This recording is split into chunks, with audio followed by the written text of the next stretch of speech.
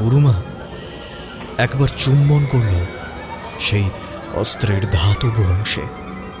তার গায়ে নাক ঠেকিয়ে সে পুরনো রক্তের নোনা গন্ধ শোঁকবার চেষ্টা করল।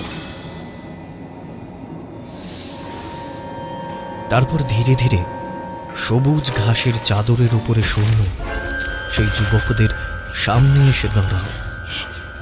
পাহাড়ি সেই যুবকদের চোখে কাতর অনুনয় ফুটে উঠল। তারা তাদের চোখের বিনীত দৃষ্টির মধ্যে দিয়েই নিজেদের প্রাণ ভিক্ষা করার অভিপ্রায় করছে।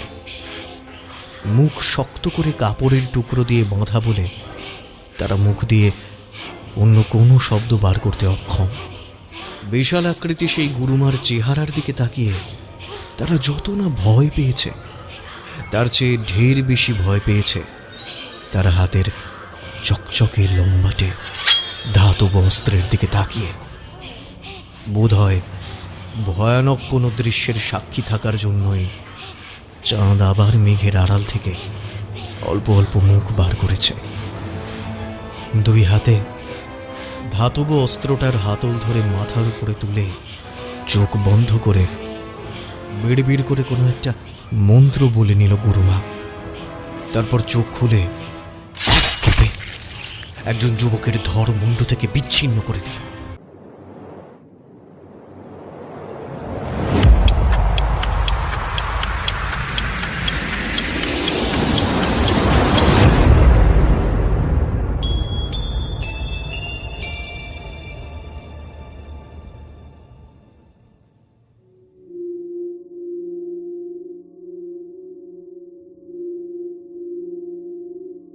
আপনারা শুনছেন দ্য ডার্ক হর্সেস, গল্পের দুপুর, গল্পের আড্ডা। আজ আপনি শুনবেন মধুমিতা মুখার্জির কলমে রাক্ষসী তালাও।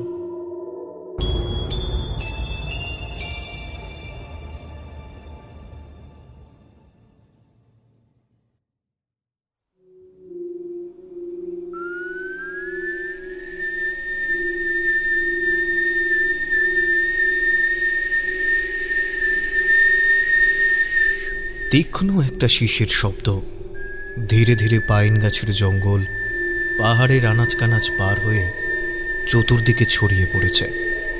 সেই শিশের শব্দ সাধারণ মানুষের শ্রবণযন্ত্র গ্রহণ করতে অপারগ। পাইন গাছের জঙ্গলে ঘেরা পাহাড়ের ঢালে অবস্থিত ছোট ছোট গ্রামের ততোধিক ছোট ছোট কাঠের বাড়িগুলোতে বিশেষ কয়েকজন নারীর কানে সেই শব্দ এসে ধীরে ধীরে প্রবেশ করছে। সেই শিশের শব্দে তারা সারাদিনের কাজের পরে ক্লান্তির ঘুম থেকে মন্ত্রমুগ্ধের মতো জেগে উঠছে। তাদের যেন কেউ দূর থেকে নিয়ন্ত্রণ করছে।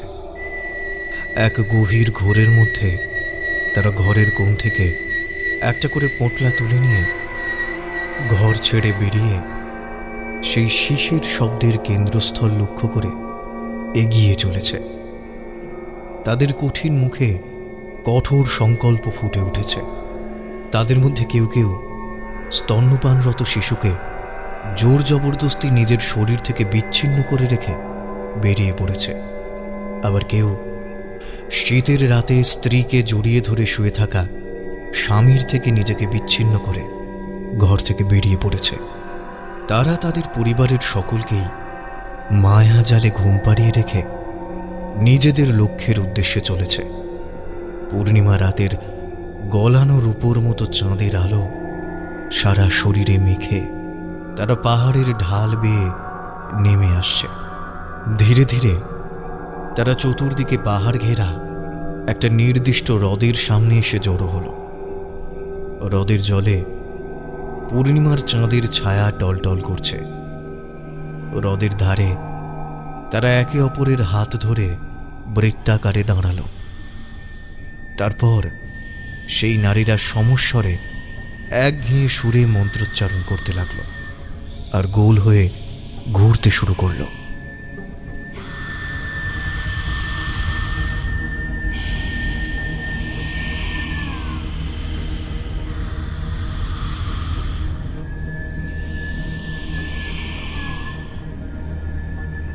মন্ত্রোচ্চারণ শেষ করে তারা যে যার পাশের নারীর হাত ছেড়ে দিয়ে আকাশের দিকে দুই হাত তুলে জড়ো করে পূর্ণিমার গোল থালার মতো রূপলি চাঁদের উদ্দেশ্যে দুর্বোধ্য ভাষায় মন্ত্রোচ্চারণ করে প্রণাম জানালো। চাঁদকে প্রণাম জানিয়ে সেই নারীরা সকলেই নিজেদের পোশাক খুলে ফেলল। এই প্রবল শীত যেন তাদের সম্পূর্ণ নগ্ন শরীরে কোনো রকম কষ্ট দিতে অক্ষম। তারা আবার একে অপরের হাত ধরে মন্ত্রোচ্চারণ করতে শুরু করল, আর সেই বৃত্তাকার অবস্থাতেই ও হ্রদের জলে নেমে পড়ল। বুক পর্যন্ত ঠান্ডা জলে দাঁড়িয়ে তারা অনেকক্ষণ ধরে সুর করে মন্ত্র বলে চলল। ধীরে ধীরে তাদের ঠিক মধ্যিখানে জলের মধ্যে একটা আলোড়নের সৃষ্টি হলো। একটা জমাট বাঁধা কালো রঙের ঘূর্ণির মতো কিছু একটা পাক খেয়ে চাঁদ পর্যন্ত পৌঁছল। ধীরে ধীরে কালো মেঘের আড়ালে পূর্ণিমার চাঁদ ঢেকে গেল। শুধুমাত্র চাঁদের সামান্য সবুজ আভা পাইন গাছের জঙ্গলে ঘেরা এই হ্রদের জলের উপরে আলগোছে পড়ে রইল। হঠাৎ করেই মুখে অজস্র বলিরেখা নিয়ে একজন বৃদ্ধা মহিলা বৃত্তাকারে দাঁড়ানো নারীদের ঠিক মধ্যিখানে জলের মধ্যে থেকে মাথা তুলল। সেই বৃদ্ধার শরীর বিশাল আকার ধারণ করে ধীরে ধীরে অন্য নারীদের তুলনায় অনেকটা উঁচু হয়ে গেল। তার চোখ দুটো হিংস্র সাপদের মতো জ্বলজ্বল করছে।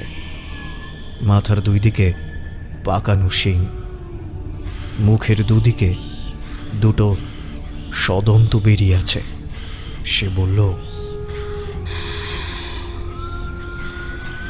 বলির আয়োজন হয়েছে। বৃদ্ধাকে ঘিরে দাঁড়িয়ে থাকা নারীদের মধ্যে থেকে একজন বলে উঠল, আজ আমরা মাত্র 3 জনকেই আনতে পেরেছি। পুরো 10,000 বছর অপেক্ষার পরে আগামী শুক্লপক্ষের অষ্টমী তিথিতে সেই বিশেষ ক্ষণ আসবে। এর মধ্যেই আমাদের আরো 15 জন পুরুষের বলি দিতে হবে, না হলে ধীরে ধীরে আমাদের ক্ষমতা সম্পূর্ণরূপে লোপ পেয়ে যাবে। এই ধরাধামে আমরা আবার কবে নিজেদের শক্তি বৃদ্ধির সুযোগ পাব তার কোনো ঠিক নেই। এখন আর বলির জন্য পূর্ণিমা রাতের প্রয়োজন নেই। যে কোনো দিনেই আমরা সেই কাজ করতে পারি। তোমাদের দেখে আমি হতাশ হয়ে পড়ছি। তোমরা মনে হচ্ছে বুঝতে পারছো না যে মানুষদের মতোই ক্ষমতাহীন হয়ে যেতে চলেছি আমরা। আমরা যথাসাধ্য চেষ্টা করছি গুরুমা। দয়া করে আমাদের উপরে ক্ষুব্ধ হবেন না। আমাদের প্রণাম স্বরূপ বলি গ্রহণ করুন। শোনো, বসন্তকাল এসে গেছে। হিড়িম্বা দেবীর মন্দিরের বাৎসরিক অনুষ্ঠান শুরু হতে আর বেশি দেরি নেই। মায়ের চরণে মাথা ঠেকিয়ে তোমরা কাজে লেগে পড়ো। ক্ষমতাহীন হয়ে বাঁচার কি ভয়ানক কষ্ট! বৃদ্ধাকে ঘিরে দাঁড়িয়ে থাকা নারীদের মাথা লজ্জায় হেঁট হয়ে এলো। তারা নিজেরাই বুঝতে পারছে তাদের নিজেদের ক্ষমতা ক্রমশ কমে আসছে। এই মানুষদের প্রতি তাদের ক্ষোভ আজকের নয়, বহু যুগের। সুযোগ সন্ধানী মানুষেরা সব প্রাণীদের থেকেই নিজেদের বেশি উঁচু স্থানে বরাবর রেখে এসেছে। তারা নিজেদের স্বার্থ সিদ্ধির জন্য বিভিন্নভাবে অন্যান্য প্রজাতিকে ব্যবহার করে এসেছে। ভীম পর্যন্ত হিড়িম্বাকে নিজের ক্ষুদ্র স্বার্থসিদ্ধির জন্য বিবাহ করেছিল। ঘটোৎকচ তার নিজের সন্তান হওয়া সত্ত্বেও তাকে কুরুক্ষেত্রের যুদ্ধে ব্যবহার করেছিল। কর্ণের ছোড়া অস্ত্রের আঘাতে কুরুক্ষেত্রের যুদ্ধে ঘটোৎকচ প্রাণ দিয়েছিল। কোনো মানুষ তার মৃত্যুতে শোক প্রকাশ করেনি। হিড়িম্বা এই অঞ্চলের ভূমিপুত্রী ছিলেন, তিনি অন্য কোথাও যাননি। পাণ্ডবরাই বনবাসের সময় এই অঞ্চলে এসে বসবাস করেছিল। মানুষেরা এইভাবেই তাদের কাছ থেকে সুযোগ নিয়ে গেছে। এই হিমাচল প্রদেশের পাহাড় জঙ্গল একসময় রাক্ষস প্রজাতির একচ্ছত্র আধিপত্যে পূর্ণ ছিল। আর আজ এখানকার আসল অধিবাসী রাক্ষসদের বিবর্তনের পথে ক্ষমতাহীন সাধারণ খেটে খাওয়া মানুষে রূপান্তরিত হতে হয়েছে। নিজেদের শক্তি বৃদ্ধি করে এই জীবজগতের মধ্যে আধিপত্য সৃষ্টি করার জন্য মনে দৃঢ় সংকল্প নিয়ে তারা এইবার একসাথে হয়েছে। ক্ষমতা পুনরুদ্ধারের জন্য আমরা যথাসাধ্য চেষ্টা করব গুরুমা। বলির আয়োজন শুরু করা যাক। বৃদ্ধার নির্দেশে সেই নগ্ন নারীর দল একে অপরের হাত ছেড়ে সারিবদ্ধভাবে হ্রদ থেকে ডাঙায় উঠে এলো। হাড় কাঁপানো বাতাস বয়ে চলেছে। বৃদ্ধা সারিবদ্ধভাবে হ্রদের জল থেকে উঠে আসা নারীদের অগ্রভাগে রয়েছে। তার পরনে ঘোর রক্তবর্ণের কাপড়। হিমাচল প্রদেশের নারীদের পোশাকের মতো করে সেটা জড়ানো। তার গলায় বড় বড় রংচঙে পুঁতির মালা, হাতেও একরকম পুঁতির বালার মতো পরা। মাথার শিঙে চকচকে জরির মোড়ক। গলার পুঁতির লম্বা মালার সঙ্গে একটা প্রাণীর হাড় লকেটের মতো করে বৃদ্ধার পেটের কাছে ঝুলছে। সে ডাঙায় উঠে এসে একপাশে একটা চ্যাটালো পাথরের উপর পা ঝুলিয়ে বসল। নারীর দল এবার সারিবদ্ধভাবে কাছের পাইন গাছের ঘন জঙ্গল থেকে মুখ হাত বাঁধা তিনজন যুবককে টানতে টানতে বৃদ্ধার সামনে নিয়ে এলো। তার পায়ের কাছে এনে পাশাপাশি উপর করে শুইয়ে দিল। মুমূর্ষু সেই যুবকদের চোখের মধ্যে ভীতি ফুটে উঠতে দেখে গুরুমার মুখে হিংস্র হাসি ফুটে উঠল। তার দুই ধারের দুই ধারালো দাঁত চকচক করে উঠল। নারীরা তাদের সঙ্গে করে বয়ে আনা পোঁটলা থেকে সরঞ্জাম বার করে বলির আয়োজন শুরু করল। প্রথমেই তারা দক্ষতার সঙ্গে দ্রুত হাতে একটা কাঠের পাত্র থেকে স্থানীয় মদ, চুল্লি ছোট ছোট কাঠের গোলাকৃতি পাত্রে ঢেলে দিল। এই পানীয় শুকনো এপ্রিকট আর আপেলের রস দিয়ে বিশেষ প্রক্রিয়ায় প্রস্তুত করা হয়। এটা হিমাচল প্রদেশের স্থানীয় মানুষদের ঘরে ঘরেই প্রস্তুত করা হয়। এর অনেক ক্ষমতা। ঠান্ডার হাত থেকে রক্ষা করা ছাড়াও এই মদ অনেক রোগ ব্যাধির নিরাময় করে। নারীরা একে একে সেই মদের পাত্র নিয়ে গুরুমার সামনে যেতে শুরু করল। গুরুমা তার গলার লকেটের হাড় সেই মদের মধ্যে ডুবিয়ে সেটাকে শুদ্ধ করে দিল। সকলে মিলে কোনো দুর্বোধ্য ভাষায় এক মন্ত্র পড়ে চলল। তারপর সেই মদ গ্রহণ করল। তাদের মধ্যে একজন একটা খাঁড়ার মতো কাঠের হাতলওয়ালা লোহার অস্ত্র এনে তাদের গুরুমার হাতে দিল। সেটার গায়ে শুকনো রক্ত লেগে রয়েছে। গুরুমা একবার চুম্বন করল সেই অস্ত্রের ধাতব অংশে। তার গায়ে নাক ঠেকিয়ে সে পুরনো রক্তের নোনা গন্ধ শোঁকবার চেষ্টা করল।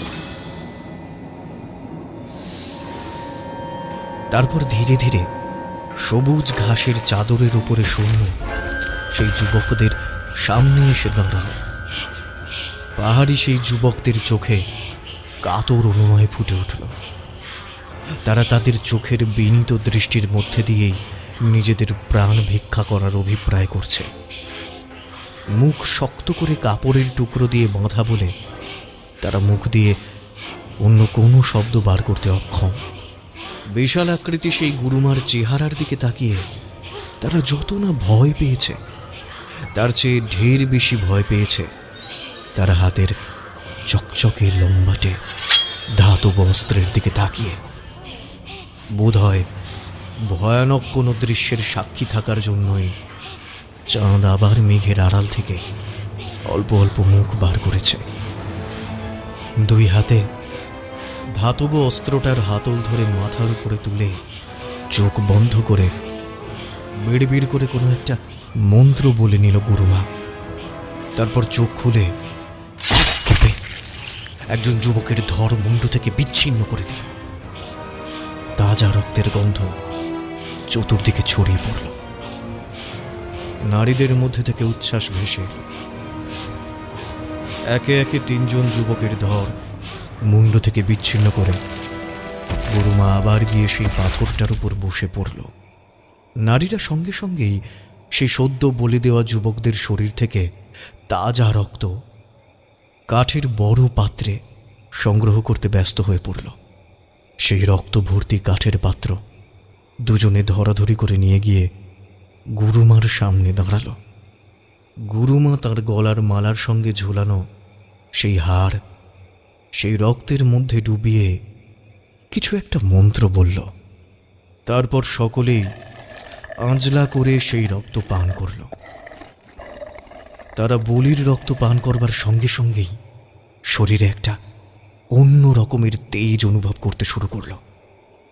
দু হাত আকাশের দিকে তুলে তারা সমস্বরে বলে উঠল, হে মহান রাক্ষসী, আমাদের গুরুমা, আমাদের আশীর্বাদ করুন যাতে আমরা নিজেদের লক্ষ্য পূরণ করতে পারি। জয় গুরুমার জয়, জয় গুরুমার জয়। বৃদ্ধা রমণী তাদের উদ্দেশ্যে বরাভয়ের মুদ্রা দেখিয়ে ধীরে ধীরে হ্রদের জলে নেমে গেল। জলের উপর অল্প আলোড়ন কিছুক্ষণ পর থেমে গেল। সেই নারীরা আবার পোশাক পরে নিয়ে নিজেদের ছোট ছোট সংসারের উদ্দেশ্যে চলতে শুরু করল। দিনের আলো ফুটতে আর বেশি দেরি নেই। তার আগেই সেই নারীদের নিজেদের ঘরে পৌঁছে যেতে হবে। হিমাচল প্রদেশের পাহাড় জঙ্গল অধ্যুষিত দুর্গম অঞ্চলে কাঠের তক্তা দিয়ে তৈরি ছোট ছোট কাঠের কয়েকটা ঘর, আর তাই নিয়েই বেশ কিছু ছোট ছোট গ্রাম। সেই সব গ্রামের অধিবাসীদের জীবনধারণের পথ বড়ই কঠিন। পাহাড়ের গায়ে অবস্থিত জঙ্গলের মধ্যে দিয়ে চড়াই পাথুরে পায়ে চলা রাস্তা বেয়ে লোকালয়ে পৌঁছতেই তাদের বহু পরিশ্রম করতে হয়। তারা জীবন ধারণের জন্য জঙ্গলের কাঠ সংগ্রহ করে, ফল সংগ্রহ করে, কেউ আবার পাহাড়ের ঢালে শাকসবজি চাষ করে। এইসব গ্রাম এমন দুর্গম জায়গায় অবস্থিত যে ভারতবর্ষের ম্যাপেও এর স্থান হয়নি। কেউ জানেই না এই বাসিন্দাদের অস্তিত্ব। তারা অবশ্য সেইভাবে জানানোর চেষ্টাও করেনি এতকাল। তারা খুব সন্তর্পণে নিজেদের মূল সামাজিক জীবন থেকে বিচ্ছিন্ন করে রেখেছে। এইসব অঞ্চলের অধিবাসীরা হিড়িম্বা রাক্ষসীকেই তাদের আরাধ্যা দেবী বলে মেনে চলে। নবরাত্রির সময় যখন সারা ভারতবর্ষ জুড়ে মা দুর্গার বিভিন্ন রূপের পুজো করা হয়, তখন এইসব অঞ্চলের অধিবাসীরা অত্যন্ত ভক্তিভাবেই হিড়িম্বা রাক্ষসীর পুজো করে। এইসব অঞ্চলের বাসিন্দাদের মধ্যে পরিবারের প্রধান নারীরাই হয়।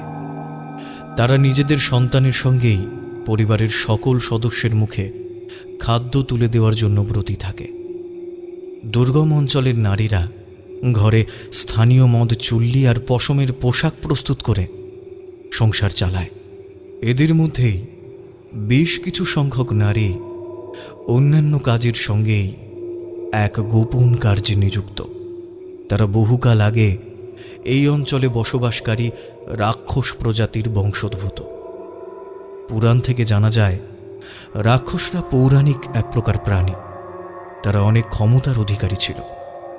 এক স্থান থেকে অন্য স্থানে উড়ে যাওয়ার মতো ক্ষমতা ছাড়াও তাদের মধ্যে মায়াবী রূপ ধারণ করার ক্ষমতা ছিল।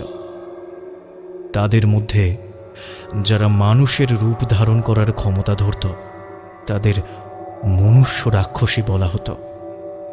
এইসব নারীরা সেই বিশেষ প্রজাতির রাক্ষসী। বর্তমানে রাক্ষসদের বিশেষ ক্ষমতা আর তাদের মধ্যে নেই। যুগ যুগ ধরে বিবর্তনের মাধ্যমে তারা সাধারণ মানুষের মতোই প্রায় ক্ষমতাহীন হয়ে পড়েছে।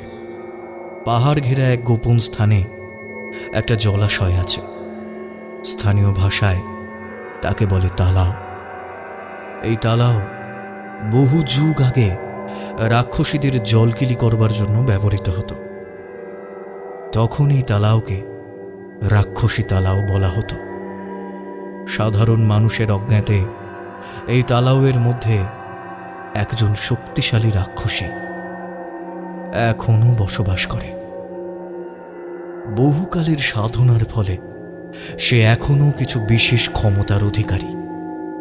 সেই রাক্ষসী পৃথিবীতে আবার তাদের ক্ষমতা ফিরিয়ে আনবার জন্য অবিরাম প্রচেষ্টা করে চলেছে।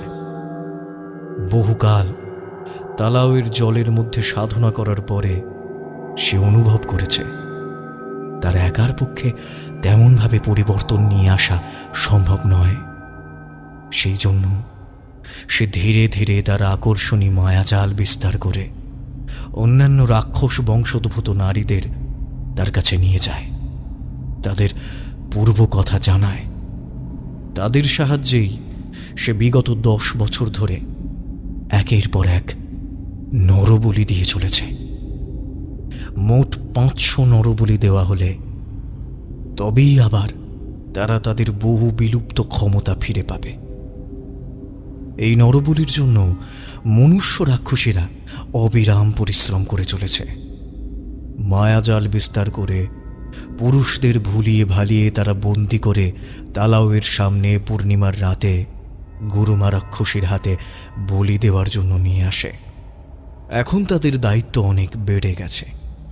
আগামী শুক্লপক্ষের অষ্টমী তিথির মধ্যেই তাদের আরও 15 জন মানুষকে বলি দেওয়ার জন্য সংগ্রহ করে আনতে হবে, এমনটাই তাদের গুরুমা জানিয়েছেন।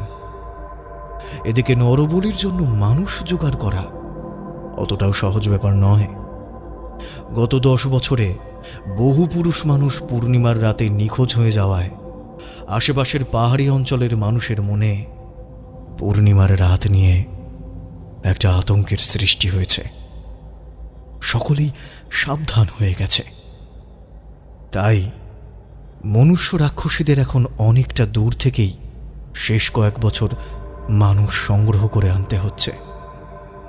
সেই জন্য এই মনুষ্য রাক্ষসীরা হিড়িম্বা মন্দিরের বসন্ত উৎসবের দিকে অধীর আগ্রহে তাকিয়ে আছে। এত বড় সুযোগ কিছুতেই হাতছাড়া করা যাবে না। তারা এই উৎসব থেকেই মানুষ ধরে নিয়ে আসার অপেক্ষায় আছে। অন্যান্য প্রস্তুতির সঙ্গেই এই নিয়েও তারা নিজেদের মধ্যে প্রস্তুতি নিচ্ছে। কনকনে ঠান্ডা বাতাস বয়ে চলেছে।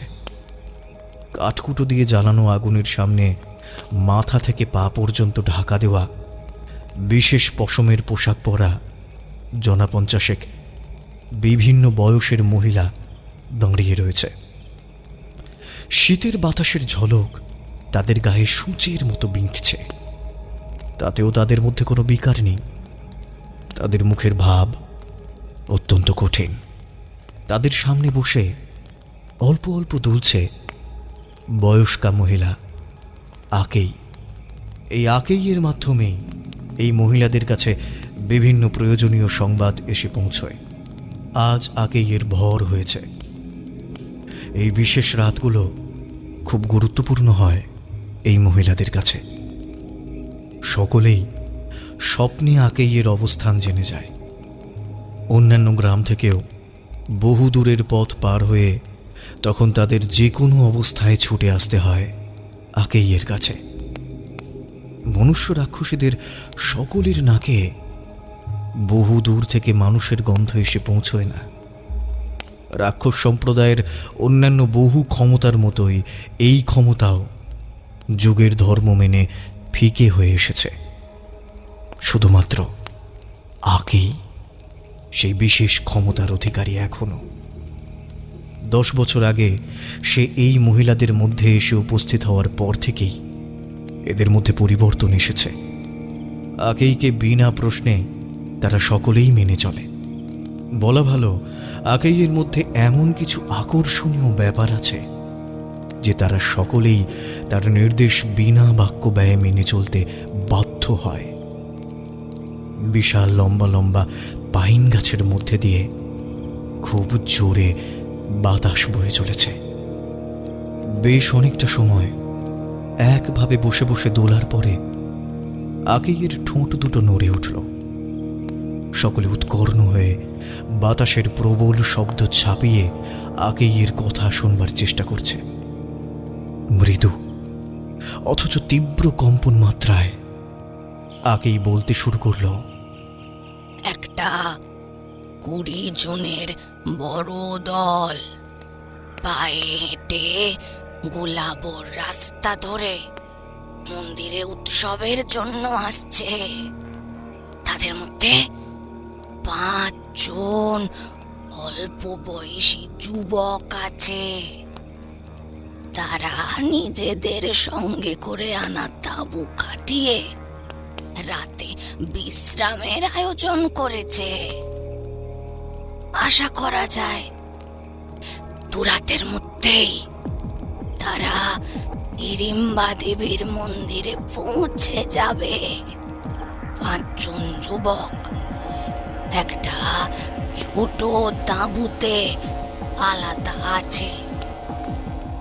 এদের যেভাবে হোক পথ ভুলিয়ে নিয়ে আসতে হবে। ওদের মধ্যে একজন একটু অল্প বয়সী অবিবাহিতা বলিয়ে কইয়ে মেয়ে ছিল, নাম আঞ্জনি। সে প্রশ্ন করল, আমার একটা প্রশ্ন আছে। এত বড় দলের বাকিদের নজর এড়িয়ে কি সেই যুবকদের সঙ্গে নিয়ে আসা সম্ভব হবে? যদি একসঙ্গে পুরো দলটাকেই নিয়ে আসা যায় তবেই মনে হয় এই সব ঝামেলা এড়ানো যাবে। 20 জনের দলের সব মানুষকে একসঙ্গে পেলে আমাদের লক্ষ্য একদিনে পূরণ করতে পারা সম্ভব হবে। আঞ্জনি মাত্র 1 বছর হলো এই মহিলাদের সঙ্গে যোগ দিয়েছে। সে এখনো আকেইয়ের পুরো ক্ষমতা বা তার স্বভাবগত ক্রূরতা সম্বন্ধে অবহিত নয়। মেয়েটার প্রশ্ন শুনে আসন্ন বিপদের আশঙ্কায় সেখানে উপস্থিত বাকি মহিলাদের মুখ শুকিয়ে গেল। আকেই কিন্তু আঞ্জনির প্রশ্নের খুব স্বাভাবিকভাবেই উত্তর দিল। একেবারে কাজ উদ্ধার করে ফেলা সম্ভব হলে তা তো অনেক আগেই হয়ে যেত।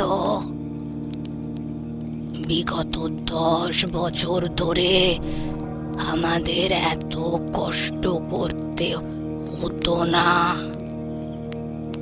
একসঙ্গে এতজন মানুষের উপরে মায়াজাল বিস্তার করা এত সহজ কাজ নয়। একটা সামান্য ত্রুটি ঘটলে আমাদের এত বছরের কাজ নষ্ট হয়ে যেতে পারে। তাছাড়া তারা উৎসবে যোগ দিতে যাচ্ছে। তাদের সঙ্গে তাদের আরাধ্য দেবতাদের মূর্তিও রয়েছে। সেই মূর্তিও 3 দিন মহান মনু আর হিড়িম্বা দেবীর সঙ্গে পুজো পাবে। আশা করি বিষয়টা কতটা গুরুত্বপূর্ণ তা বুঝতে পেরেছ। এত কিছু সত্ত্বেও আগেকার দিনে এটা আমাদের মতো রাক্ষসীদের কাছে কোনো ব্যাপার ছিল না। কিন্তু এখন তোমাদের মতো রাক্ষসীদের সঙ্গে সাধারণ নারীর তেমন কিছু পার্থক্যই তো নেই। বিগত 10 বছর ধরে নরবলির রক্ত পান করে তাও কেউ কেউ অল্প স্বল্প ক্ষমতা পেয়েছ। তোমার মতো সত্য যোগ দেওয়ার সদস্যদের মধ্যে তো সেই সামান্য ক্ষমতাও তৈরি হয়নি। তবে তোমার মধ্যে কৌতূহল নিয়ে এগিয়ে আসার ব্যাপারটা দেখে আমার খুব ভালো লেগেছে। আমি তোমাকে একাই কাজে পাঠাতে চাই। আমার কাছে এগিয়ে এসো। আঞ্জনি তার অল্প বয়সের চপলতায় আকেইয়ের কাছে একটা প্রশ্ন করে ফেলেছিল, কিন্তু সে একা আজ পর্যন্ত কোনো কাজেই যায়নি। একা কেন, অন্যদের সঙ্গে দল বেঁধেও সে এই পর্যন্ত কোনো কাজ করেনি। আকেইয়ের সিদ্ধান্ত শুনে সে ভয় পেল, তার মুখ শুকিয়ে গেল। সে মাথা নিচু করে আকেইয়ের সামনে 2 পা এগিয়ে গিয়ে দাঁড়ালো। হে মহতী আকেই, আপনার সামনে কোনো প্রশ্ন করা আমার একেবারেই উচিত হয়নি, তা বেশ বুঝতে পারছি। আমায় ক্ষমা করে দিন। আমি এই কাজে একেবারেই অনভিজ্ঞ। এখন আমাদের হাতে নষ্ট করার মতো সময় নেই। তাই আমার মনে হয় আমাদের মধ্যে এইসব কাজে যে অভিজ্ঞ রাক্ষসী, তাকেই পাঠালে ভালো কাজ হবে। আকেইয়ের মুখে এবার কৌতুকের হাসি খেলা করে গেল। সে তার কর্কশ আর রুক্ষ হাত বাড়িয়ে আঞ্জনির কপালে ঘষে দিল। তারপর নিজের ঝোলা থেকে একটা কাঠের ছোট কৌটো বার করে তার হাতে তুলে দিল। আঞ্জনি ঘুরিয়ে ফিরিয়ে তার হাতের মুঠোয় ধরা বাদাম কাঠের ছোট বাক্সটা দেখছে লক্ষ্য করে আকেই বলে উঠল, এখন রাতের প্রথম প্রহর, তুমি কাজ শুরু করে দাও। আগামীকাল রাতের 3য় প্রহরের মধ্যে শিকারদের নিয়ে রাক্ষসী তালের সামনে পৌঁছে যাবে। সেখানেই বাকিদের সঙ্গে তোমার আবার দেখা হবে। আমি যে মায়াজাল বিস্তার করতে শিখিনি এখনো। আমার জন্য এত বড় সুযোগ হাতছাড়া হয়ে গেলে খুব খারাপ হবে। শেষবার যে নরবলি হয়েছিল তার রক্ত তুমিও পান করেছিলে। কিছু ক্ষমতা এখন তোমার মধ্যেও এসে গেছে।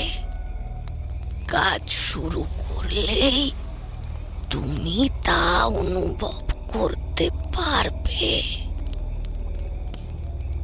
তাছাড়া আমি তোমাকে যে বাক্সটা দিয়েছি, ওর মধ্যে বিশেষ প্রক্রিয়ায় প্রস্তুত মায়া কাজল আছে। কাজ শুরু করার আগে সেটা চোখে লাগিয়ে নাও।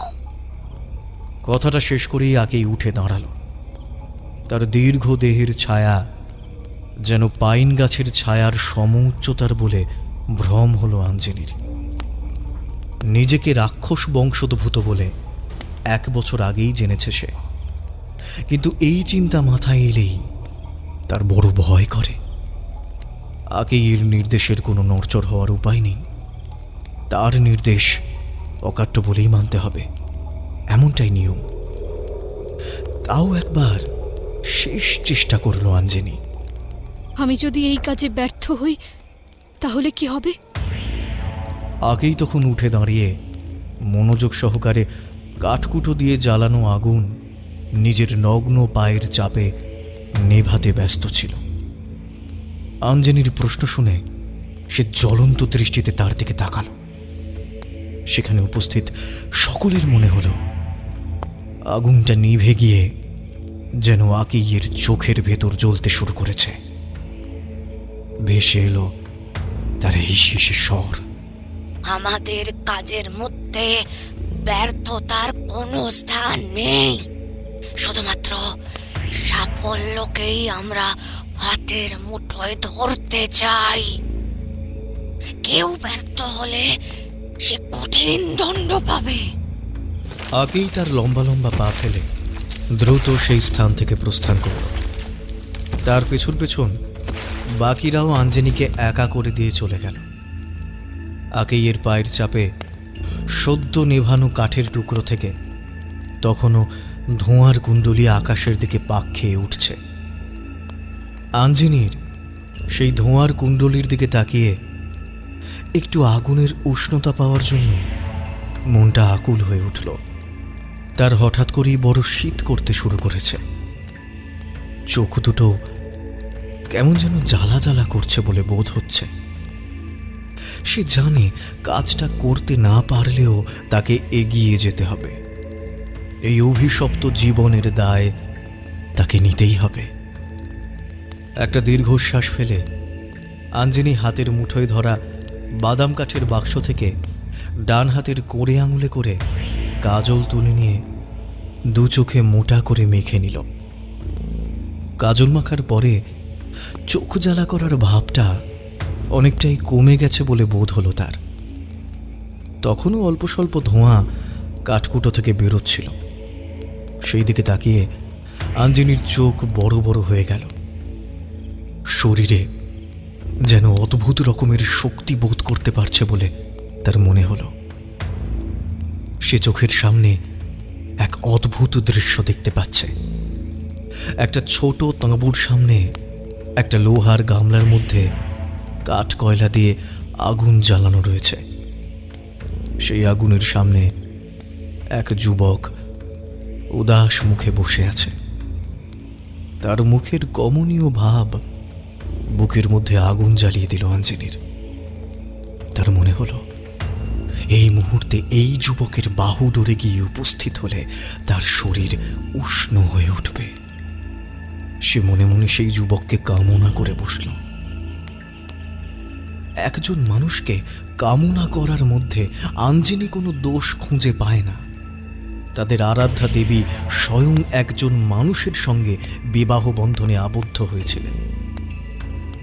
আঞ্জনি অবশ্য আরাধ্যা দেবী হেড়েম্বার কথা মনে করছিল, কিন্তু লক্ষণকে কামনা করে শূর্পণখার যে নাক কাটা গিয়েছিল সেই চিন্তা অবশ্য আঞ্জনির মাথায় আসেনি।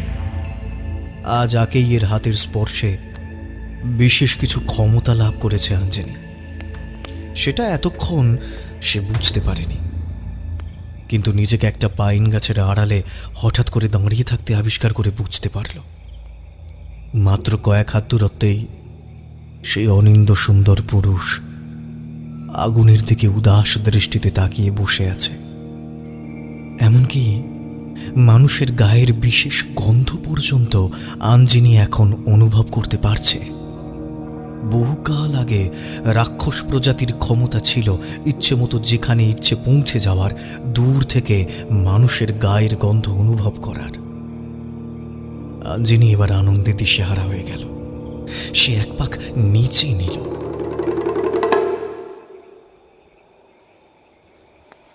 পাইন গাছের আড়ালে একটা খচমচ শব্দ শুনে সেই যুবক ভ্রু কুঁচকে সেই দিকে তাকালো। তার মনে হলো কোনো বন্য জন্তু হয়তো তাদের উপর লক্ষ্য রাখছে। সে পাশ থেকে লোহার বল্লম গোছের অস্ত্রটা তুলে নিয়ে সেই শব্দ লক্ষ্য করে এগোতে শুরু করল। যুবক উদ্যত অস্ত্র হাতে পাইন গাছের ঘন জঙ্গলের দিকে এগিয়ে গেল। এইভাবে একা মধ্যরাতে তারা কোথাও যায় না। কোথাও যাওয়ার হলে দল বেঁধেই যাওয়ার নিয়ম। কিন্তু তার মনের মধ্যে এমন একটা অদম্য কৌতূহলের সৃষ্টি হয়েছে যার থেকে সে নিজেকে কিছুতেই বিরত করতে পারছে না।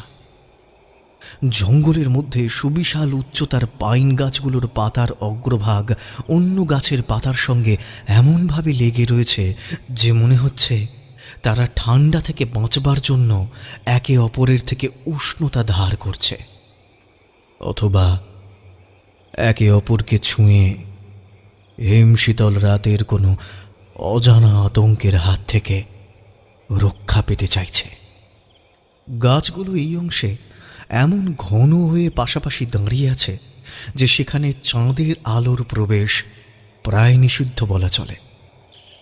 যেটুকু আলো পাতার ফাঁক গলে লুকিয়ে চুরিয়ে প্রবেশ করছে তাতে অন্ধকার কাটার মতো সম্ভাবনা নেই।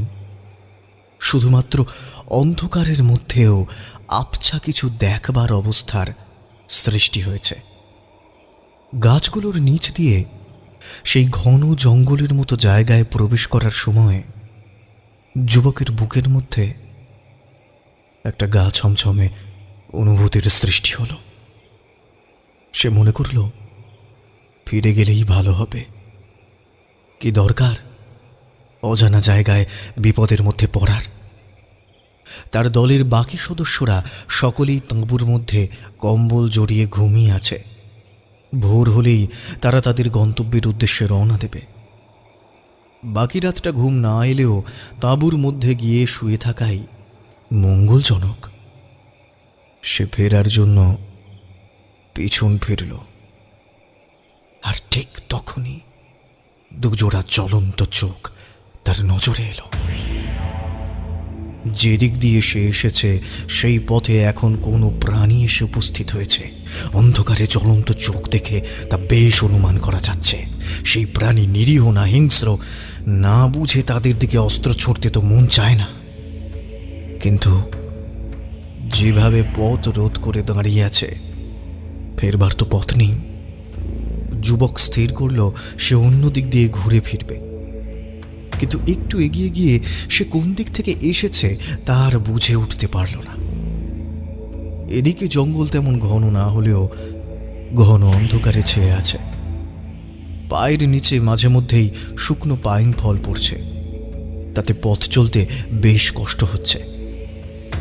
বড় বড় পাইন ফলগুলো খুব শক্ত হয়।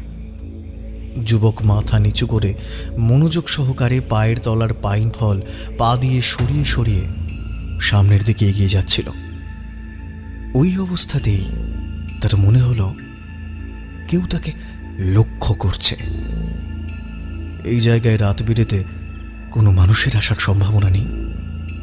তাহলে কি কোনো প্রাণী তার দিকে লক্ষ্য রেখেছে, শিকার ধরার জন্য উপযুক্ত সময়ের অপেক্ষা করছে? যুবকের হাত পায়ের পেশি ফুলে উঠল। সে মাথা তুলে চকিতে আশেপাশে একবার দেখে নিল। না, কেউ কোথাও নেই। কান খাড়া করে কোনো বিশেষ শব্দ পাওয়া যায় নাকি তা শোনবার চেষ্টা করল। শুধুমাত্র পাইন গাছের ফাঁক গলে পাতার সনসনানি ছাড়া আর কোনো শব্দ শুনতে পেল না।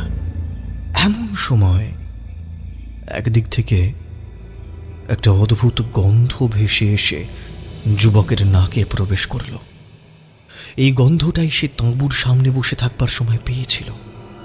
এখানে আসার পরে আর গন্ধটা পায়নি, এখন আবার পেয়েছে। এ কোনো বন্যজন্তুর গায়ের গন্ধ নয়, এই গন্ধ কোনো নাম না জানা ফুলের মিষ্টি গন্ধ বলে মনে হচ্ছে। যুবকের সঙ্গে বসন্ত উৎসবে বিক্রি করার জন্য পাইন তেল রয়েছে। সেই পাইন তেলের একটা তীব্র মিঠে গন্ধ আছে। এই গন্ধটা তার চেয়েও বেশি তীব্র। যুবক তার কোথায় যাওয়ার ছিল ভুলে গিয়ে গন্ধটার সুতীব্র আকর্ষণে পায়ের নিচের পাইন ফলের তোয়াক্কা না করেই এগিয়ে যেতে শুরু করল। আর একটু এগোতেই অন্ধকার যেন ফিকে হয়ে এলো। এই অংশে গাছগুলো একে অপরের থেকে একটু দূরত্বে রয়েছে। চাঁদের আলোতে পথ চলতে কোনো অসুবিধাই হচ্ছে না। যুবক মনে মনে নিশ্চিন্ত হল, কোনো ফুলের গাছ যদি সত্যিই থেকে থাকে তাহলে তার শোভা চাঁদের আলোয় মন খুলে দেখা যাবে। অল্প একটু এগোতেই সামনে একটা দৃশ্য দেখে যুবক থমকে দাঁড়িয়ে পড়ল। সামনেই সবুজ দিগন্ত বিস্তৃত মাঠ, তার একেবারে অন্য প্রান্তে পাহাড়ের চূড়া নজরে পড়ছে। মাঠের শেষের দিকের ঢাল দেখে অনুমান করা যাচ্ছে পাহাড়ের ঢালে সে এসে পৌঁছেছে। আর ঠিক মাঠের মধ্যিখান দিয়ে একজন সুন্দরী এগিয়ে আসছে। তার দুই চোখের দৃষ্টির মধ্যে থাকা আকর্ষণে যুবক এক জায়গায় দাঁড়িয়ে থাকতে যেন বাধ্য হচ্ছে। মনে হচ্ছে তার দুই পা কেউ জমির সঙ্গে গেঁথে দিয়েছে। সে বুঝি আর মানুষ নেই, পায়ের তলা থেকে শিকড় বেরিয়ে জমির নিচে চলে গেছে। পাইন গাছগুলোর মতোই তাকে অনন্তকাল ধরে এই জায়গায় দাঁড়িয়ে থাকতে হবে। সুন্দরী মেয়েটা মুখে কামনা মিশ্রিত হাসি নিয়ে তার দিকে এগিয়ে আসছে, আর যুবক মনে মনে ভাবছে এই মধ্যরাতে এমন নির্জন স্থানে এই মেয়েটা কি করছে। সে ওর দিকে হাসি মুখে এগিয়েই বা আসছে কেন? কৌতূহলের বশে এখানে চলে এসে মনে হচ্ছে বড় কোনো বিপদে পড়তে চলেছে সে। যুবকের ডান হাতের মুঠো শক্ত হয়ে গেল, সেই হাতেই তার অস্ত্রটা ধরা রয়েছে। বাম হাতটা নিজের থেকেই কোমর বন্ধনীর কাছে চলে এলো। কোমরের কাছের কাপড়ের থলির মধ্যে বেশ কিছু টাকা রাখা আছে। মেয়েটার সঙ্গে যদি কোনো দলবল থাকে সেটাই প্রধান ভয়ের বিষয়। এমন নির্জন স্থানে যদি কেউ তার সব অর্থ কেড়ে নিয়ে হত্যা করে তাহলে কেউ জানতেও পারবে না। নিজের নির্বুদ্ধিতার জন্য নিজের ওপরেই ভয়ানক রাগ হচ্ছে। খুব অসহায় বোধ হচ্ছে যুবকের। তার পরনে হিমাচল প্রদেশের অন্যান্য পুরুষদের মতোই পা পর্যন্ত ঢাকা গরমের কাপড়ের পায়জামা আর পাতলা কম্বলের পোশাক। তা সত্ত্বেও যুবকের কেমন যেন বেশি ঠান্ডা লাগছে বলে মনে হচ্ছে। মেয়েটা যতই তার দিকে এগিয়ে আসছে যুবকের কাঁপুনি যেন বেড়ে যাচ্ছে। একটা হিম শীতল ভয়ের অনুভূতি সারা শরীর মনে ছেয়ে যাচ্ছে। মেয়েটা ধীরে ধীরে যুবকের একদম সামনে এসে দাঁড়ালো। তার গায়ের থেকে ভেসে আসা মিষ্টি সুবাস যুবক চিনতে পারল। এর টানেই সে অগ্র পশ্চাৎ বিবেচনা না করে উদ্ভ্রান্তের মতো এদিকে চলে এসেছে। মেয়েটা তার সামনে এসে হাসি মুখে বলল, দেখে মনে হচ্ছে আপনি পথ হারিয়ে এদিকে চলে এসেছেন। কোথায় থাকেন আপনি? মেয়েটার কথা বলার ধরন এতটাই স্বাভাবিক ছিল যে যুবকের মনের ভয় খানিকটা ফিকে হয়ে এলো। আপনি একদম ঠিক ধরেছেন, আমি ব্যবসায়ী। লাহুল থেকে বসন্ত উৎসবে যোগ দিতে এসেছি। আমার দল গুলাবাতে তাঁবু খাটিয়েছে। 4 দিন ধরে হেঁটে আসছি আমরা। প্রতি রাতেই কোথাও না কোথাও তাঁবু খাটিয়ে রাতটা কোনো রকমে কাটিয়ে আবার পথ চলতে শুরু করে দিই। আগামীকাল আমরা পৌঁছে যাব। মেয়েটার মুখে হাসি ফুটে উঠল। চাঁদের আলোতে তার দাঁতগুলো যেন ঝিলিক দিয়ে উঠল। যুবকের ভ্রম হলো, মেয়েটার দুধারের দাঁতগুলো যেন স্বাভাবিকের চেয়ে বড় বড় না? মেয়েটা আবার বলে উঠল, আপনি গন্তব্যের একদম কাছেই পৌঁছে গেছেন। হ্যাঁ, এখান থেকে মানালি আর কতটাই বা পথ। অনেক কঠিন পথ পার হয়ে আমাদের দল গন্তব্যের এত কাছে এসে পৌঁছেছে। আপনি রাত বিরেতে এত ঠান্ডার মধ্যে অচেনা জায়গায় ঘুরছেন কেন? ওহ, আমার তো রাতে ঠান্ডায় ঘুম আসছিল না। ওই তাঁবুর বাইরে আগুনের সামনে বসেছিলাম। হঠাৎ মনে হলো কোনো প্রাণী আমাদের তাঁবুর দিকে এগিয়ে আসছে। দেখবার জন্য জঙ্গলে ঢুকে এখন পথ হারিয়ে ফেলেছি। এখন যে কিভাবে আমার সঙ্গীদের কাছে পৌঁছবো সেই চিন্তাটাই করছি। আপনি আপনি এত রাতে এখানে কি করছেন? আমি আঞ্জেনি, কাছেই আমাদের গ্রাম। আমি পাইন ফল কুড়োতে এসেছিলাম। তার থেকে বাদাম বার করে আমি স্থানীয় মানুষের কাছে বিক্রি করি। সকালে অনেকেই চলে আসে বলে তখন আর কাছে পাইন ফল পাওয়া যায় না, সেই গভীর জঙ্গলে যেতে হয়। তাই আমি রাত থাকতেই চলে আসি। যুবকের মনে স্বাভাবিকভাবেই প্রশ্ন এলো, পাইন গাছের গভীর জঙ্গলে এই রাতে সে কিভাবে পাইন ফলের সন্ধান করে? তার পরক্ষণেই তার মনে পড়ল এদিকে জঙ্গল অগভীর, সেখানে চাঁদের আলোর অবাধ প্রবেশ। তাই এই মেয়েটার পক্ষে পাইন ফল সংগ্রহ করা এমন কিছু অসুবিধার ব্যাপার নয়। সে যেই বোকা বোকা প্রশ্ন করে বসেনি সেইটাই মঙ্গল। মেয়েটা যেন কিছু একটা চিন্তা করে নিয়ে বলে উঠল, এই রাতে আপনি কিছুতেই পথ চিনে ফিরতে পারবেন না। আমার বাড়ি এই সামনের পাহাড়ের ঢালেই আছে। আজ রাতটা সেখানে বিশ্রাম নিয়ে কাল ভোরের আলো ফুটলে আপনি চলে যাবেন। যুবকের মনের মধ্যে একটা গরম বিছানার জন্য লোভ জন্মালো। তাছাড়া এই মেয়েটার প্রতি সে যেন কেমন আকৃষ্ট হয়ে পড়েছে বলে বোধ হচ্ছে। কিছু সময়ের জন্য এই মেয়ের সঙ্গ লাভ হলে তো ভালোই হবে। মুখে অবশ্য তার মনের ভাব প্রকাশ করল না যুবক। সে খানিকটা ভেবে নিয়ে বলল, না, আপনার কথা খুব ভালো, তাতে কোনো সন্দেহ নেই, কিন্তু সমস্যা হলো আমার দল তো ভোরে উঠেই আবার রওনা দেবে। আমি কি আর তার আগে সেখানে পৌঁছতে পারবো? তারা যে আমাকে না দেখতে পেয়ে চিন্তা করবে। তাদের বেশিক্ষণ চিন্তা করতে হবে না। আপনি যদি তাদের দেখা নাও পান, তাহলে একাই হেঁটে এইটুকু রাস্তা চলে যাবেন। গন্তব্যে পৌঁছে গেলে তো সকলের সঙ্গে দেখা হয়েই যাবে। মেয়েটার কথার মধ্যে যুক্তি খুঁজে পেল যুবক। তার সত্যিই খুব শীত করছে। তাছাড়া যুক্তি না পেলেও এই মেয়ের সঙ্গে যেতে সে উৎসুক। মেয়েটা আর যুবকের উত্তরের অপেক্ষা করল না, পেছন ফিরে দ্রুত পথ চলতে শুরু করল। যুবক সেই মেয়ের শরীর থেকে ভেসে আসা সুগন্ধের আকর্ষণেই তাকে অনুসরণ করল। যুবকের পায়ের শব্দ শুনে আঞ্জিনি নিশ্চিন্ত হল। তার মুখে একটা ক্রূর হাসি খেলা করে গেল। তার পেছনে থাকা যুবক স্বাভাবিকভাবেই সেই হাসি দেখতে পেল না। সুন্দর মুখের আড়ালে যে কত ভয়ানক হাসি লুকিয়ে থাকতে পারে তা দেখবার বা জানার সুযোগ হল না যুবকের। আঞ্জিনি একবার পেছনের দিকে ফিরে নিশ্চিত হল যুবক তাকে অনুসরণ করে আসছে কিনা। আকেইয়ের দেওয়া মায়া কাজলের গুণ বুঝতে পেরে মনটা ভালো হয়ে গেছে আঞ্জিনির।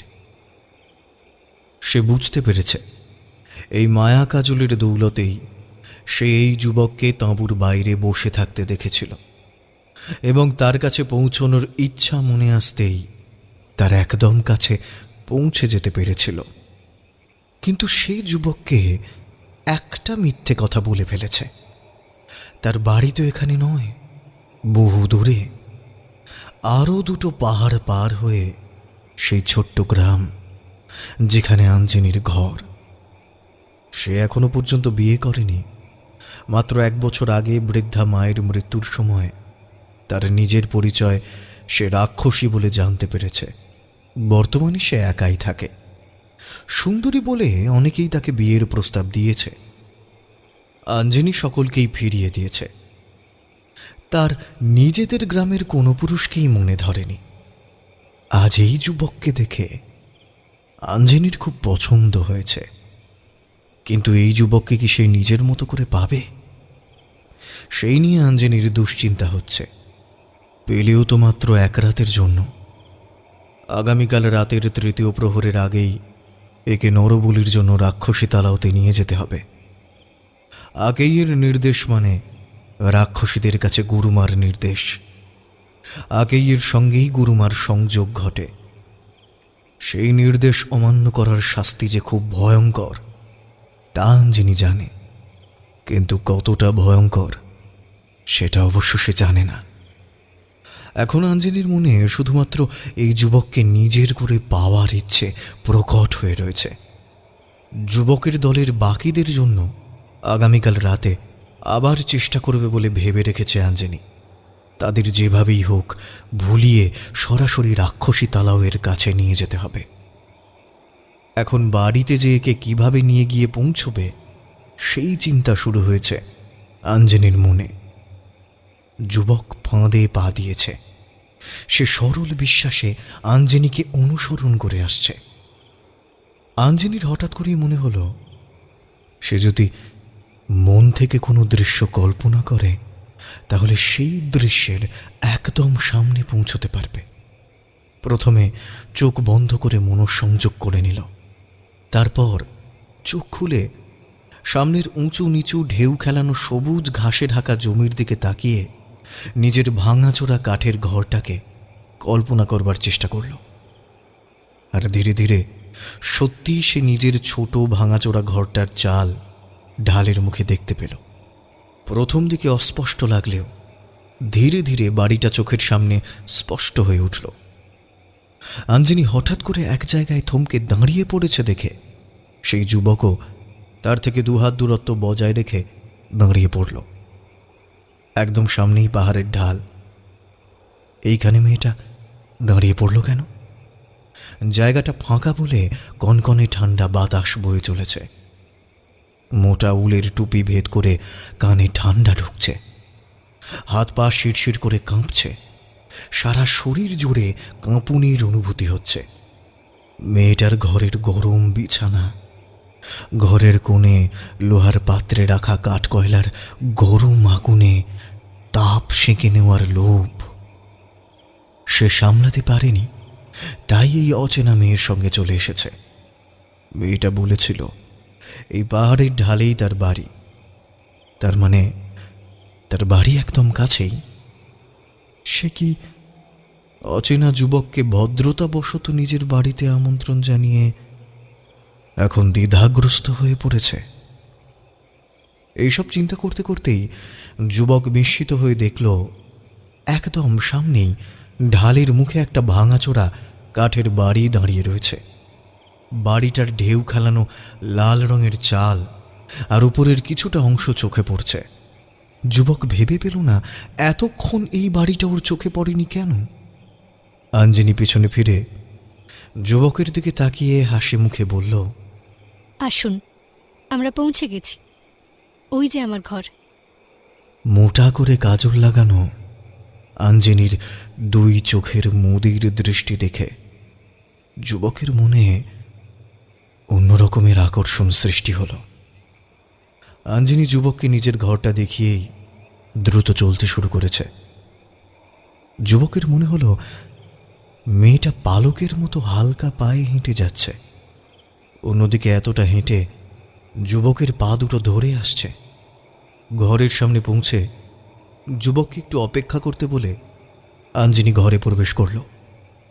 কিছুক্ষণের মধ্যেই ঘরের ভেতরের মৃদু হলদে আলো ভাঙাচোরা কাঠের বাড়ির ফাঁক গলে বাইরে এসে পড়ল। যুবকের অপেক্ষার প্রহর যেন শেষ হতেই চায় না। আরও কিছুক্ষণ অপেক্ষা করবার পর আঞ্জিনী দরজাটা ফাঁক করে যুবককে ভেতরে প্রবেশ করবার জন্য ইশারা করল। যুবকের এত ক্লান্ত লাগছিল যে সে স্খলিত পায়ে ঘরের ভেতর প্রবেশ করল। একটাই ঘর, আসবাবপত্র তেমন কিছুই নেই। একপাশে একটা উনুনে কড়াই চাপিয়ে তাতে কাঠকয়লার আগুন জ্বালানো হয়েছে। সেই আগুনের তাপে এখনো পর্যন্ত ঘরটা উষ্ণ হয়ে ওঠেনি, কিন্তু আঞ্জিনীর মুখের মধ্যে সেই আলো পড়ে কেমন যেন নরম লালচে আভা তৈরি হচ্ছে। সেই দিকে তাকিয়ে যুবকের সারা শরীরে উষ্ণতার বোধ হলো। ঘরের অন্যদিকে কাঠের বেশ কয়েকটা তক্তা জোড়া দিয়ে বিছানা করা হয়েছে, তার উপরে কম্বলের শয্যা। যুবককে বারবার সেই দিকে তাকাতে দেখে আঞ্জিনীর মুখে মৃদু হাসি ফুটে উঠল। সে যুবককে বিছানায় বসতে অনুরোধ করল। যুবক এইবার খানিকটা লজ্জিত হলো। আমি আপনাকে এখানে এসে অসুবিধায় ফেললাম।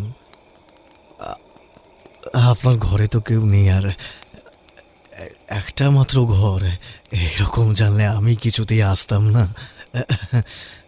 আপনি আমার অতিথি। অতিথির যত্ন করা আমার কর্তব্য। আমাকে দয়া করে এই পুণ্যের কাজ করতে বাধা দেবেন না। আপনি আসন গ্রহণ করুন। আঞ্জিনীর এই আন্তরিকতায় মুগ্ধ হয়ে যুবক বিছানার একপাশে বসল। সঙ্গে সঙ্গে আঞ্জিনী তার সামনে একটা বাঁশের তৈরি পাত্রে স্থানীয় মদ লুগডি এনে রাখল। এই মদ ভাত পচিয়ে 20 দিন ধরে তৈরি করা হয়। শীতের হাত থেকে বাঁচবার জন্য ওরা এই মদ খায়। এই মদ বানাতে চুল্লির মতো খরচা হয় না, গরিব মানুষের দৈনিক পানীয় এটা।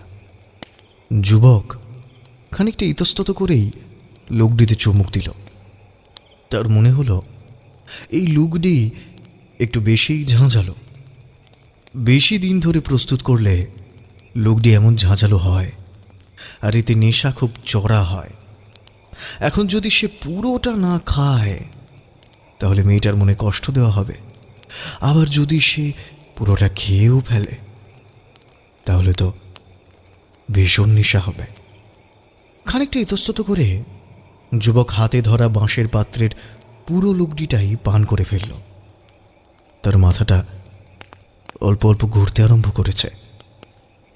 আঞ্জিনি ততক্ষণে একটা ছোট কাঠের পাত্রে করে শুকনো করা ভেড়ার মাংস এনে উপস্থিত করেছে। ঝাল ঝাল সেই ভেড়ার মাংস খেয়ে শরীরটা বেশ গরম হয়ে উঠল যুবকের। উনুনের সামনে বসে আঞ্জিনি তার দিকে চেয়ে রয়েছে। তার মুখে রহস্যময় হাসি খেলা করছে। সেই দিকে তাকিয়ে যুবকের বুকটা কেঁপে উঠল যেন। এত অসম্ভব সুন্দরী মেয়ের সঙ্গে এক ঘরে রাত কাটানোর কথা কল্পনাও করতে পারে না সে। কেমন যেন শিহরণ জাগছে তার সারা শরীরে। আঞ্জিনি লক্ষ্য করল যুবকের চোখ দুটো লোভে চকচক করে উঠেছে। নেশা ধরেছে বুঝে এইবার আঞ্জিনি বলল, আপনি শুয়ে পড়ুন, ভোর হতে আর বেশি বাকি নেই। যুবক হয়তো মনে মনে একটু বেশি উষ্ণতা কামনা করে ফেলেছিল, যদিও সেই কামনা যে এক রাতের অযাচিত অতিথির পক্ষে একটু বাড়াবাড়ি হয়ে যাচ্ছে সেই ধারণা যুবকের মনের কোণে ছিল। যুবক একটা দীর্ঘশ্বাস ফেলে আঞ্জিনিকে সবকিছুর জন্য ধন্যবাদ জানিয়ে কম্বল চাপা দিয়ে শুয়ে পড়ল। যাতে তার দৃষ্টি আঞ্জিনির দিকে না যায় সেই জন্য কম্বলটা সে মাথা পর্যন্ত ঢেকে নিল। কম্বলের মধ্যে আঞ্জিনির গায়ের সেই অপূর্ব তীব্র গন্ধটা সে পেল। সেই সুবাসের আমেজে যুবকের দুই চোখে ঘুম নেমে এলো। শরীরের ক্লান্তি ও কম্বলের উষ্ণতা তাকে খুব দ্রুত গভীর ঘুমের রাজ্যে নিয়ে গেল। গভীর ঘুমের মধ্যে যুবকের মনে হলো একটা নরম উষ্ণ শরীর তাকে জড়িয়ে ধরেছে। সে যেন ঘুমিয়ে সুখের স্বপ্ন দেখছে বলে মনে করল। যতই স্বপ্ন হোক, যুবকের এই উষ্ণতা খুব ভালো লাগছে। সে মনে করল সে বুঝি স্বপ্নে তাকে আশ্রয় দেওয়া সুন্দরীর বাহুবন্ধনে আবদ্ধ হয়েছে। কিন্তু সে যেটা স্বপ্ন বলে কল্পনা করছিল তা যে বাস্তব, তা বুঝতে সময় লাগলো যুবকের। আঞ্জিনি অনেকটা সময় আগুনের পাশে বসে নিজের মন পরিবর্তন করার চেষ্টা করেছে, কিন্তু তাও ব্যর্থ হয়েছে।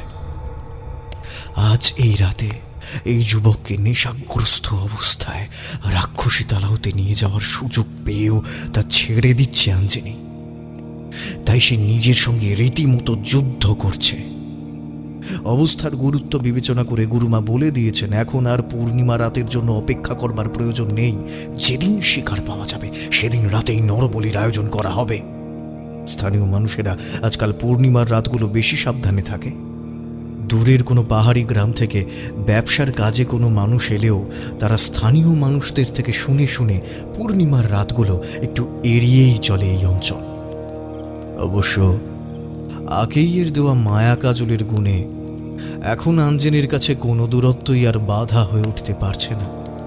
শুধুমাত্র মানুষগুলোকে ঠিকমতো কল্পনা করতে পারলেই কাজটা উদ্ধার করে ফেলা সম্ভব। এই কথা চিন্তা করেই নিজেকে শান্ত করতে পেরেছে আঞ্জিনি। প্রথমবার একা কাজে নেমেই সে যথেষ্ট সফল হয়েছে। সেটা যতই আকেইয়ের দেওয়া মায়া কাজলের জন্য হয়ে থাকুক না কেন, কাজ কিন্তু আঞ্জিনি একাই করেছে। সে ভেবে নিয়েছে আজ এই যুবকের সঙ্গে রাত কাটিয়ে আগামীকালেকে বন্দি করে রাক্ষসী তালাওতে নিয়ে যাবে। আকেইয়ের সঙ্গে দরকার একবার কথা বলে নেওয়া যাবে। আর এই যুবকের দলের বাকিরা একসঙ্গেই থাকবে। তারা তাদের একজন সঙ্গীকে হারিয়ে ভয় পেয়েও থাকতে পারে। তারা এই গুলাবায় আর আগামীকাল রাতে থাকবে না। তারা হিড়িম্বা মন্দিরের পেছনের পাইন বন বা দারুচিনি বনের মধ্যে তঁবু ফেলবে। সেখান থেকে তাদের যেভাবে হোক ভুলিয়ে নিয়ে আসতে হবে। বলা যায় না সেখানে এর দলের বাকি 4 জন যুবকের সঙ্গে আরো কয়েকজনকেও পেয়ে যেতে পারে আঞ্জনি। সকালের দিকে এই যুবককে রাক্ষসী তালাওতে নিয়ে গেলেই আকেই খুশি হয়ে যাবে। সে হয়তো আরো বেশি ক্ষমতা দিয়ে দেবে আঞ্জনিকে ভালোবেসে। এইসব চিন্তা করতে করতে লোহার চিমটে দিয়ে কয়লার আগুন একটু উস্কে দিয়েছিল আঞ্জনি। তার ঘরের অবস্থা এতটাই শোচনীয় যে ভাঙাচোরা কাঠের তক্তার ভেতর দিয়ে কনকনে ঠান্ডা বাতাস এসে হাড়ে কাঁপুনি ধরিয়ে দিচ্ছে। এই আগুনের উষ্ণতা সেই ঠান্ডা মোকাবিলা করবার জন্য মোটেও যথেষ্ট নয়। আঞ্জনি ঘুমন্ত যুবকের দিকে তাকিয়ে দেখল সে প্রথমে মাথা পর্যন্ত কম্বল ঢাকা দিয়ে শুয়েছিল। এখন ঘুমের মধ্যে তার মুখ থেকে কম্বলের চাপা সরে গেছে। অনিন্দ্য সুন্দর কমনীয় মুখটা অল্প অল্প আগুনের আলোতে মায়াময় দেখাচ্ছে। আঞ্জনি একটা দীর্ঘশ্বাস ফেলে কাঠের পিঁড়ি থেকে উঠে দাঁড়ায়। তারপর ধীরে ধীরে ঘরের অন্য প্রান্তে সেই যুবকের পাশে গিয়ে দাঁড়ায়। গায়ের মাথা থেকে পা পর্যন্ত ঢাকা আলখাল্লার মতো পশমের পোশাকটা খুলে বিছানার মাথার দিকে রাখে। বাইরে যাওয়ার জন্য, প্রবল ঠান্ডার হাত থেকে বাঁচার জন্য তার নিজের হাতে প্রস্তুত করা পোশাক এটা। পশমের পোশাকটা খুলে ফেলতেই প্রবল কাঁপুনি বোধ করে আঞ্জনি। তাড়াতাড়ি করে কাঠের মেঝে থেকে অল্প উঁচু কাঠের তক্তা দিয়ে তৈরি বিছানার উপর হাঁটু মুড়ে বসে যুবককে একপাশে ঠেলে দেয় অল্প।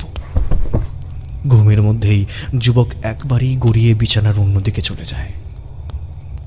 আঞ্জনি লক্ষ্য করে যুবকের মুখে একটা অন্য রকমের হাসি খেলা করছে। ঘুমের মধ্যেই তার 2 চোখের পাতার ভেতরে অক্ষিগোলক নড়াচড়া করছে বলে মনে হচ্ছে। সে মাঝে মাঝে বড় বড় শ্বাস ফেলছে। সে যে সুখ স্বপ্নে বিভোর হয়ে আছে তা বুঝতে আঞ্জনির অসুবিধা হয় না। সে নিজেকে কম্বলের তলায় ঢুকিয়ে নেয়।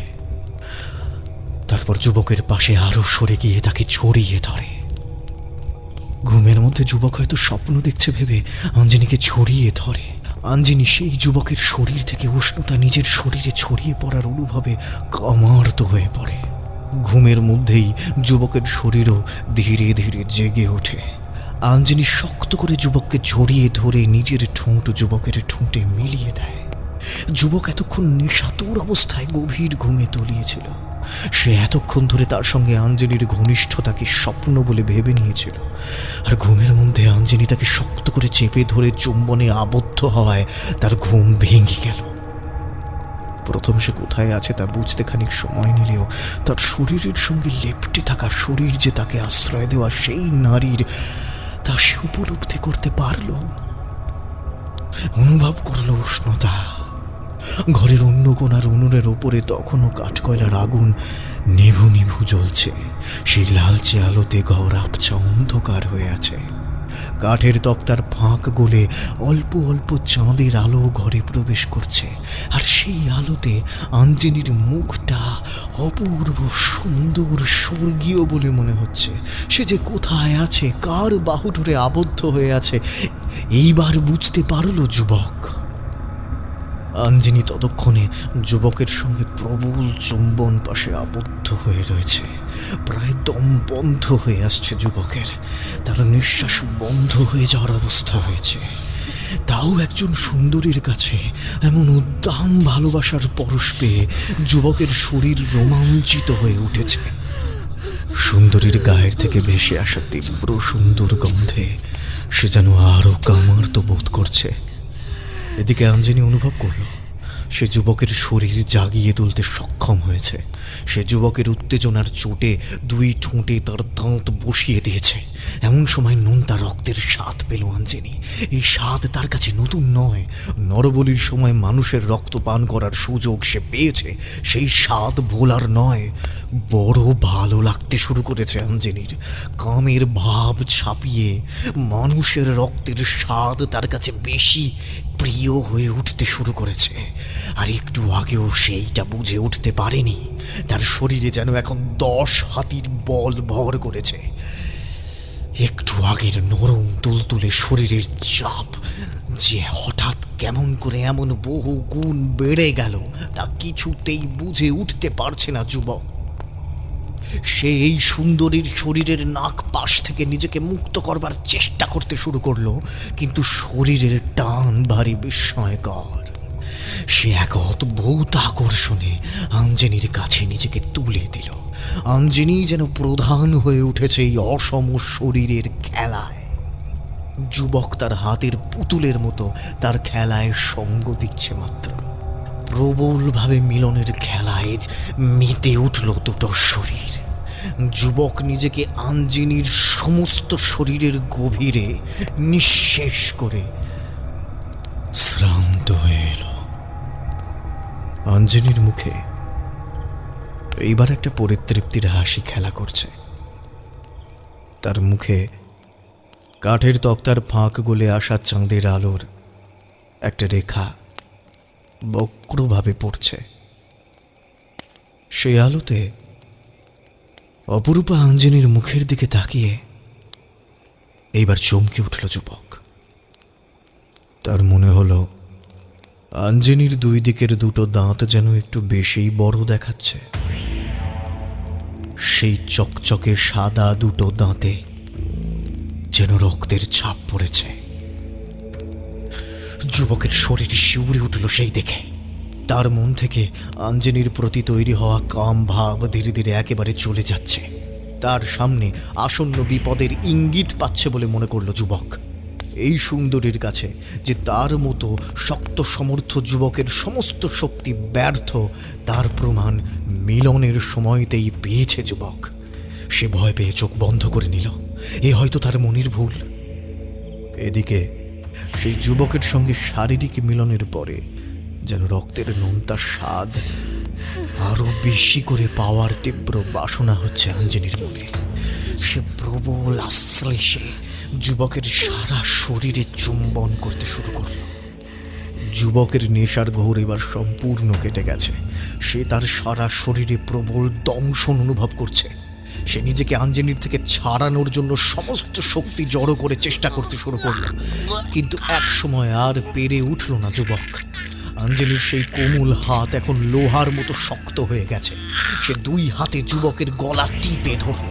যুবক বেশ কিছুটা সময় আকুলভাবে বাঁচার জন্য হাত ছুঁড়ে এক সময় মৃত্যুর কোলে ঢলে পড়ল। আঞ্জনির তখন মাথার ঠিক নেই আর। সে যুবকের সদ্য মৃত শরীরের গরম মাংস খেতে ব্যস্ত হয়ে পড়ল। এক সময় যুবকের শরীরের হাড়গোড় আর তার পরনের পোশাক ছাড়া আর কোনো কিছুর অস্তিত্ব রইল না। তীব্র সুখের অনুভব, নৃশংসতার চরম অনুভবে আঞ্জনি এবার তৃপ্তি অনুভব করল। তারপর পরম আবেশে ঘুমিয়ে পড়ল।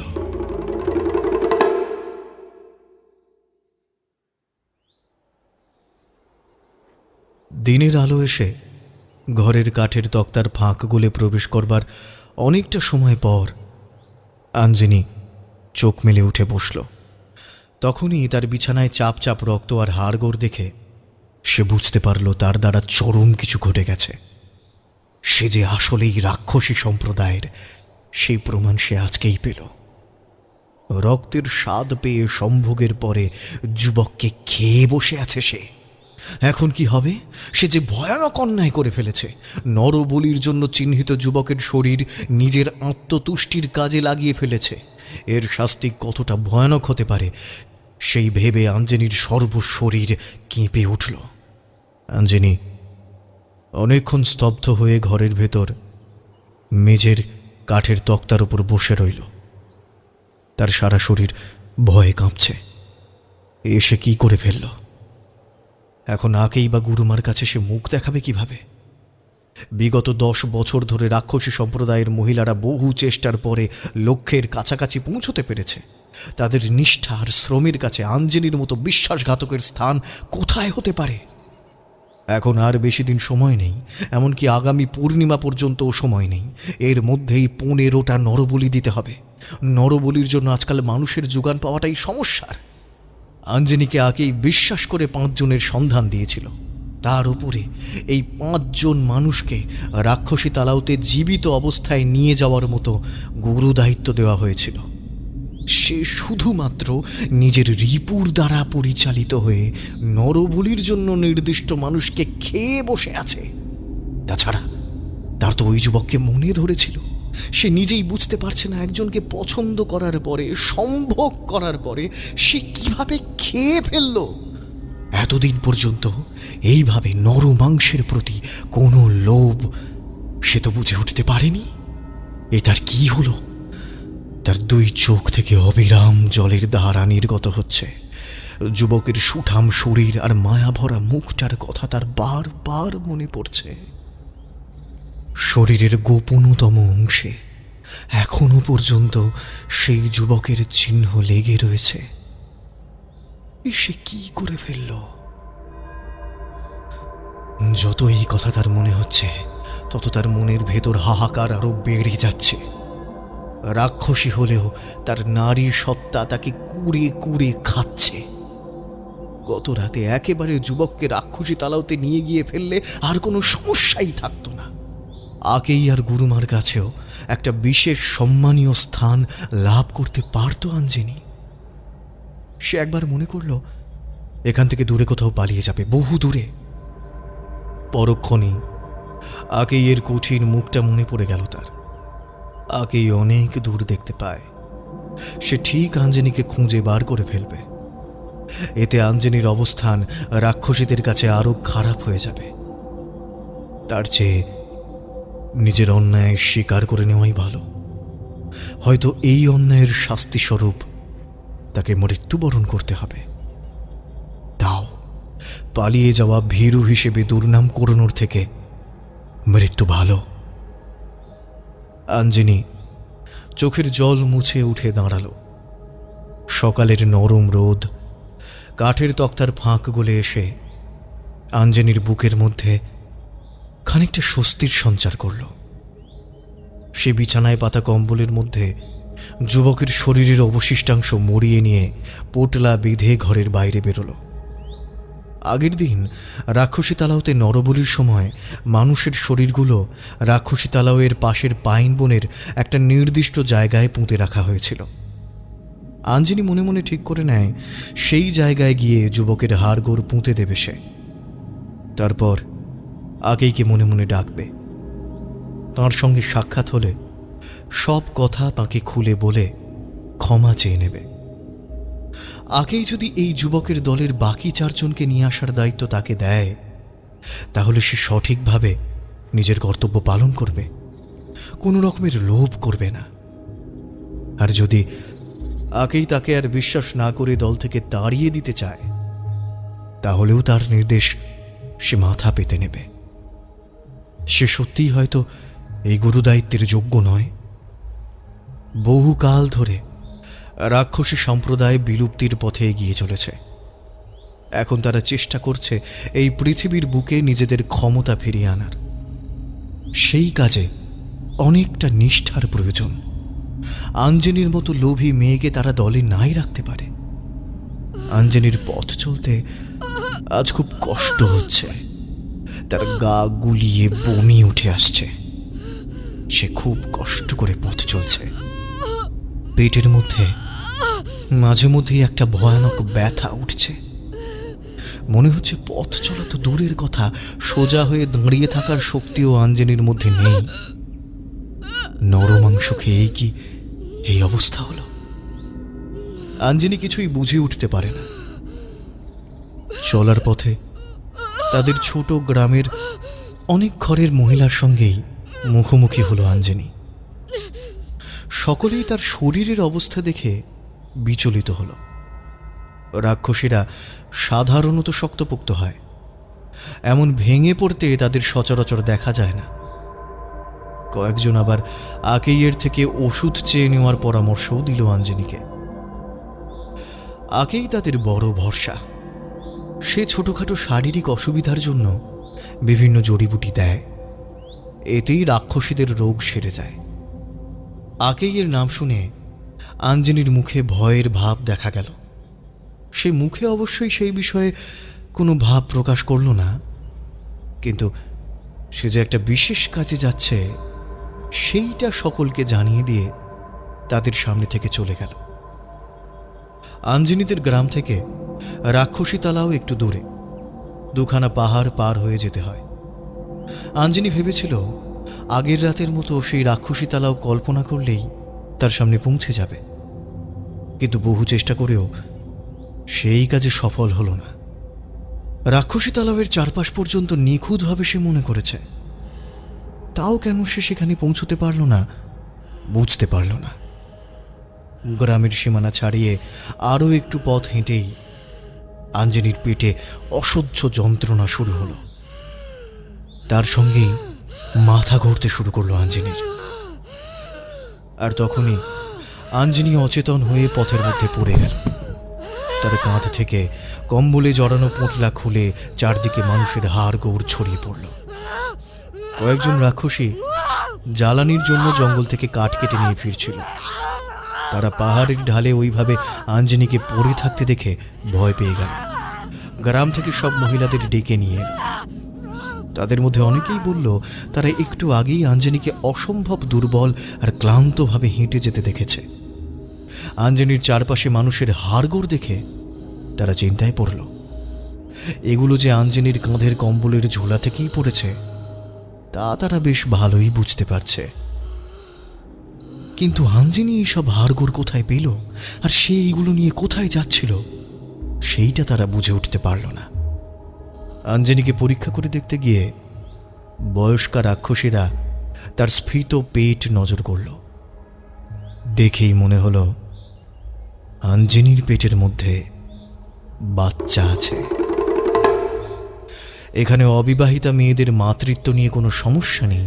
পছন্দের পুরুষের সঙ্গে মেলামেশার ফলে বাচ্চার জন্ম দেওয়া এদের কাছে স্বাভাবিক ব্যাপার, কিন্তু আঞ্জনিকে দেখে তারা অন্য কারণে চিন্তায় পড়ল। আগের রাতেই তাদের সঙ্গে আঞ্জনি আকেইয়ের কাছ থেকে দায়িত্ব বুঝে নিয়েছিল।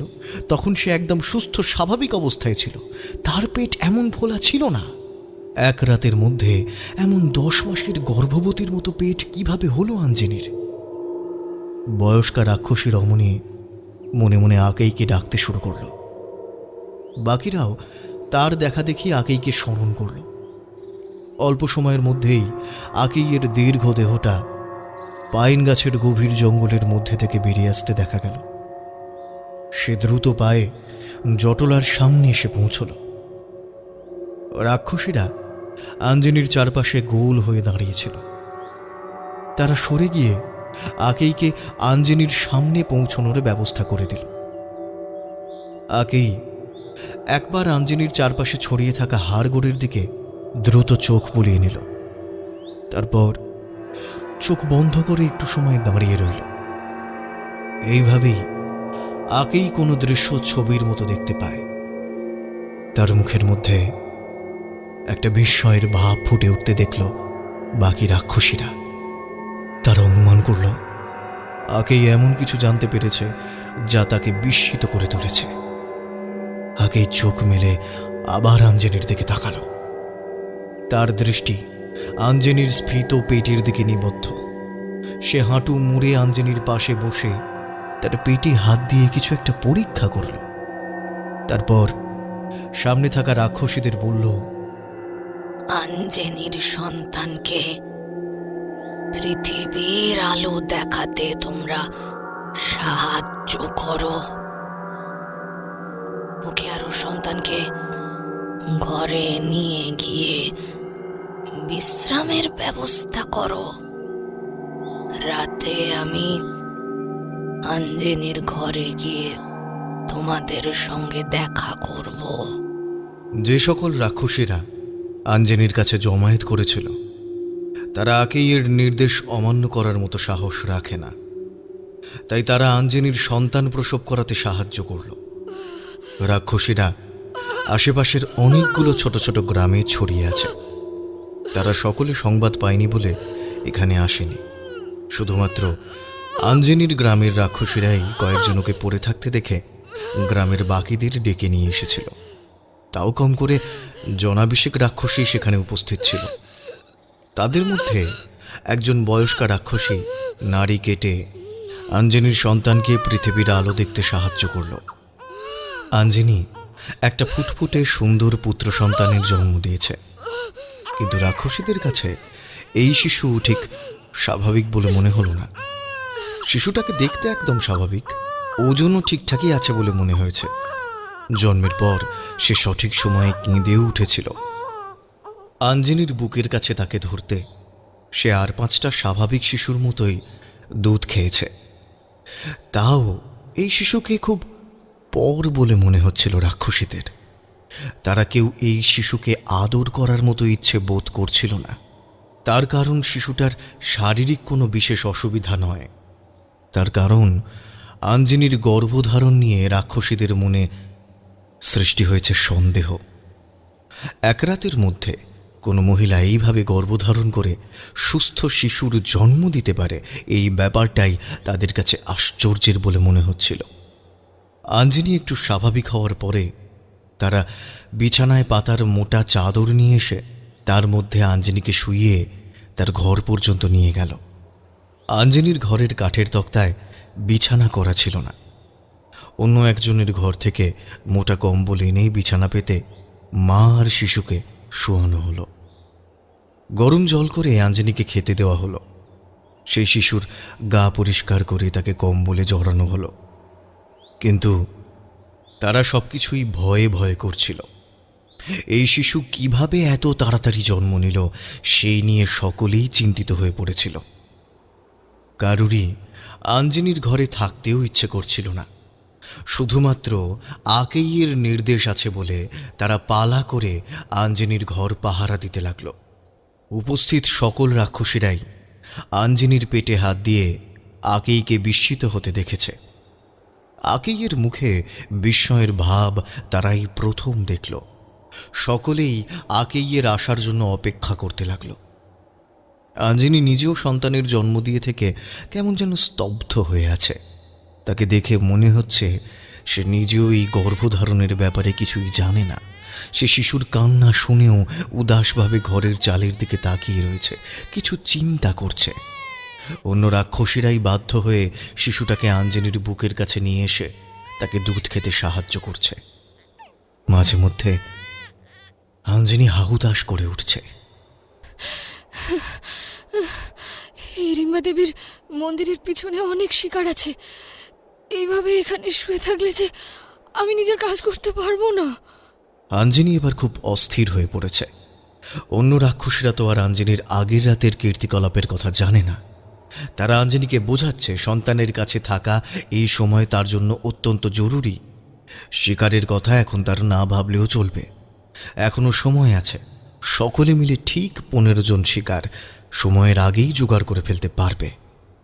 আঞ্জনির এই বিষয়ে তেমন অভিজ্ঞতা নেই, তাই কাজটা করতে না পারার জন্য চিন্তার কোনো কারণ নেই।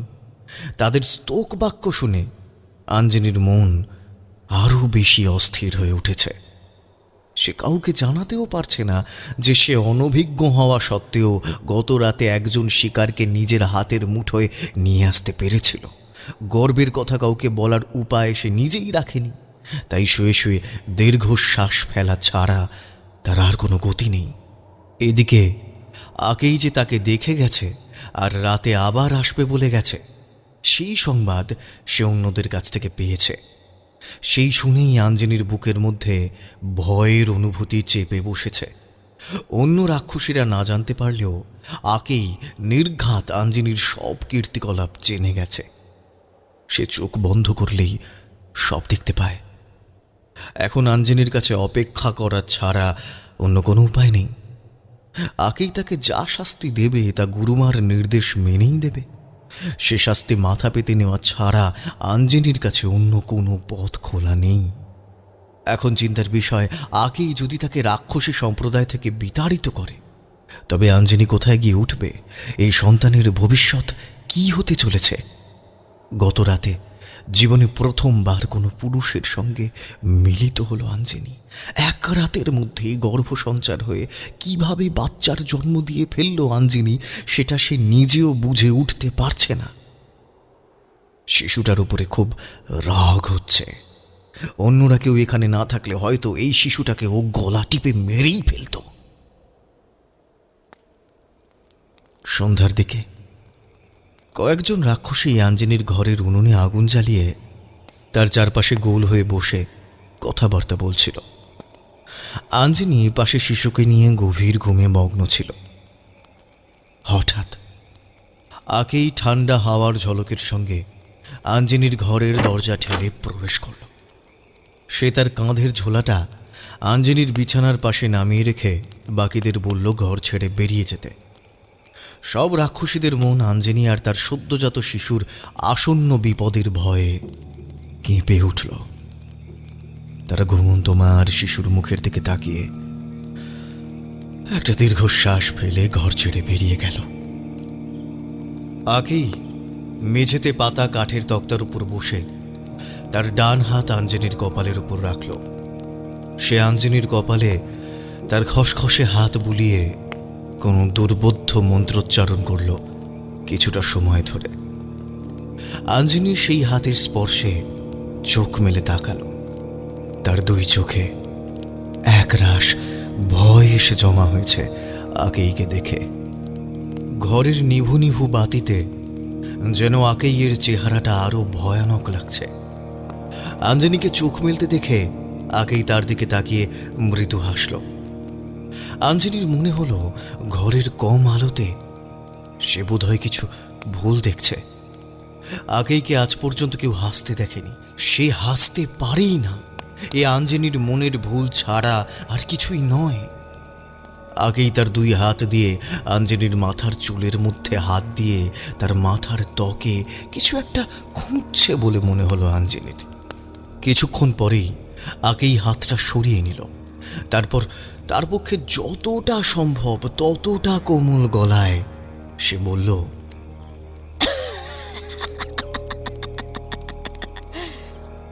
আমি আজ সত্যি খুব খুশি হয়েছি আঞ্জনি। আমার স্বপ্ন এইবার সত্যি হতে চলেছে। অদূর ভবিষ্যতে এই পৃথিবীর বুকে রাক্ষস রাজ কায়েম হবে। তোমাকে অসংখ্য অভিনন্দন। আঞ্জনির কাছে আকেইয়ের ভাবের এই পরিবর্তন খুব অদ্ভুত বলে মনে হচ্ছিল। তাহলে কি আকেই তার কীর্তি জানতে পারেনি? সে সভয়ে বলল, আমি আপনাদের সকলের কাছে ক্ষমা প্রার্থী। আমাকে দয়া করে ক্ষমা করে দিন। আমি গত রাতে একটা বড় অন্যায় করে ফেলেছি। সেই অন্যায়ের কোনো ক্ষমা হয় কিনা তা অবশ্য আমার জানা নেই। আপনি যা শাস্তি দেবেন আমি তাই মাথা পেতে নিতে প্রস্তুত। শুধুমাত্র আপনার আদেশের অপেক্ষা। আমার কাছে কিছুই অজানা নয়। তুমি নরবলির জন্য নির্দিষ্ট শিকারকে সম্ভোগের পরে খেয়ে ফেলেছ, তাই তো? আপনি তো সবকিছুই জানেন। আমাকে ক্ষমা করে দিন।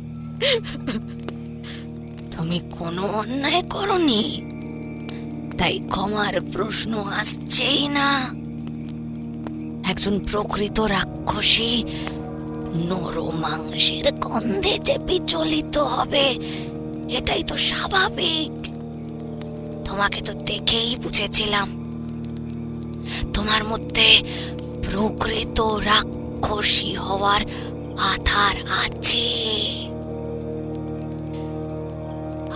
আজ নিজের ধারণা সত্যি হতে দেখে খুব আনন্দ হচ্ছে। আমার পরীক্ষা সফল হয়েছে। আমি ভবিতব্য জেনেই নিশ্চিত হওয়ার জন্য তোমাকে এই কাজ দিয়েছিলাম। আমি সেই যুবকের সঙ্গে সম্ভোগের পরে তাকে খেয়ে ফেলেছি। আমার কিছুই অজানা নয় অঞ্জনি। তোমার নিজের মনে প্রশ্ন আসেনি যে মাত্র গত রাতে একজন পুরুষের সঙ্গে মিলনের পরেই আজ তুমি কিভাবে সন্তানের জন্ম দিলে? সেই প্রশ্ন আমাকে সর্বদা ভাবাচ্ছে। তুমি একজন প্রকৃত রাক্ষসী হয়ে উঠেছ। গুরুমার আমার পরে আমাদের সম্প্রদায়ে একমাত্র তুমি প্রকৃত রাক্ষসী হলে। বহুকাল আগে রাক্ষসীরা গর্ভধারণের সঙ্গে সঙ্গেই সন্তানের জন্ম দিত। কালের নিয়মে অন্যান্য গুণাবলীর মতোই সেই গুণ রাক্ষসীদের মধ্যে থেকে চলে গিয়েছিল। বহুকাল পরে তুমি প্রমাণ করলে রাক্ষসী এখনো আছে। তোমার মাথায় সিংহ গজিয়েছে, সব গুণ তোমার মধ্যে চলে এসেছে। এবার তোমাকে বড় সড় কাজের দায়িত্ব নিতে হবে। আমাদের লক্ষ্য পূরণের পরিকল্পনা তোমাকেই করতে হবে। আঞ্জনি অবাক হয়ে গেল আকেইয়ের কথা শুনে। এত বড় কাজের পরিকল্পনা তাকেই করতে হবে? সে কি সত্যি বিশেষ ক্ষমতার অধিকারী হয়েছে?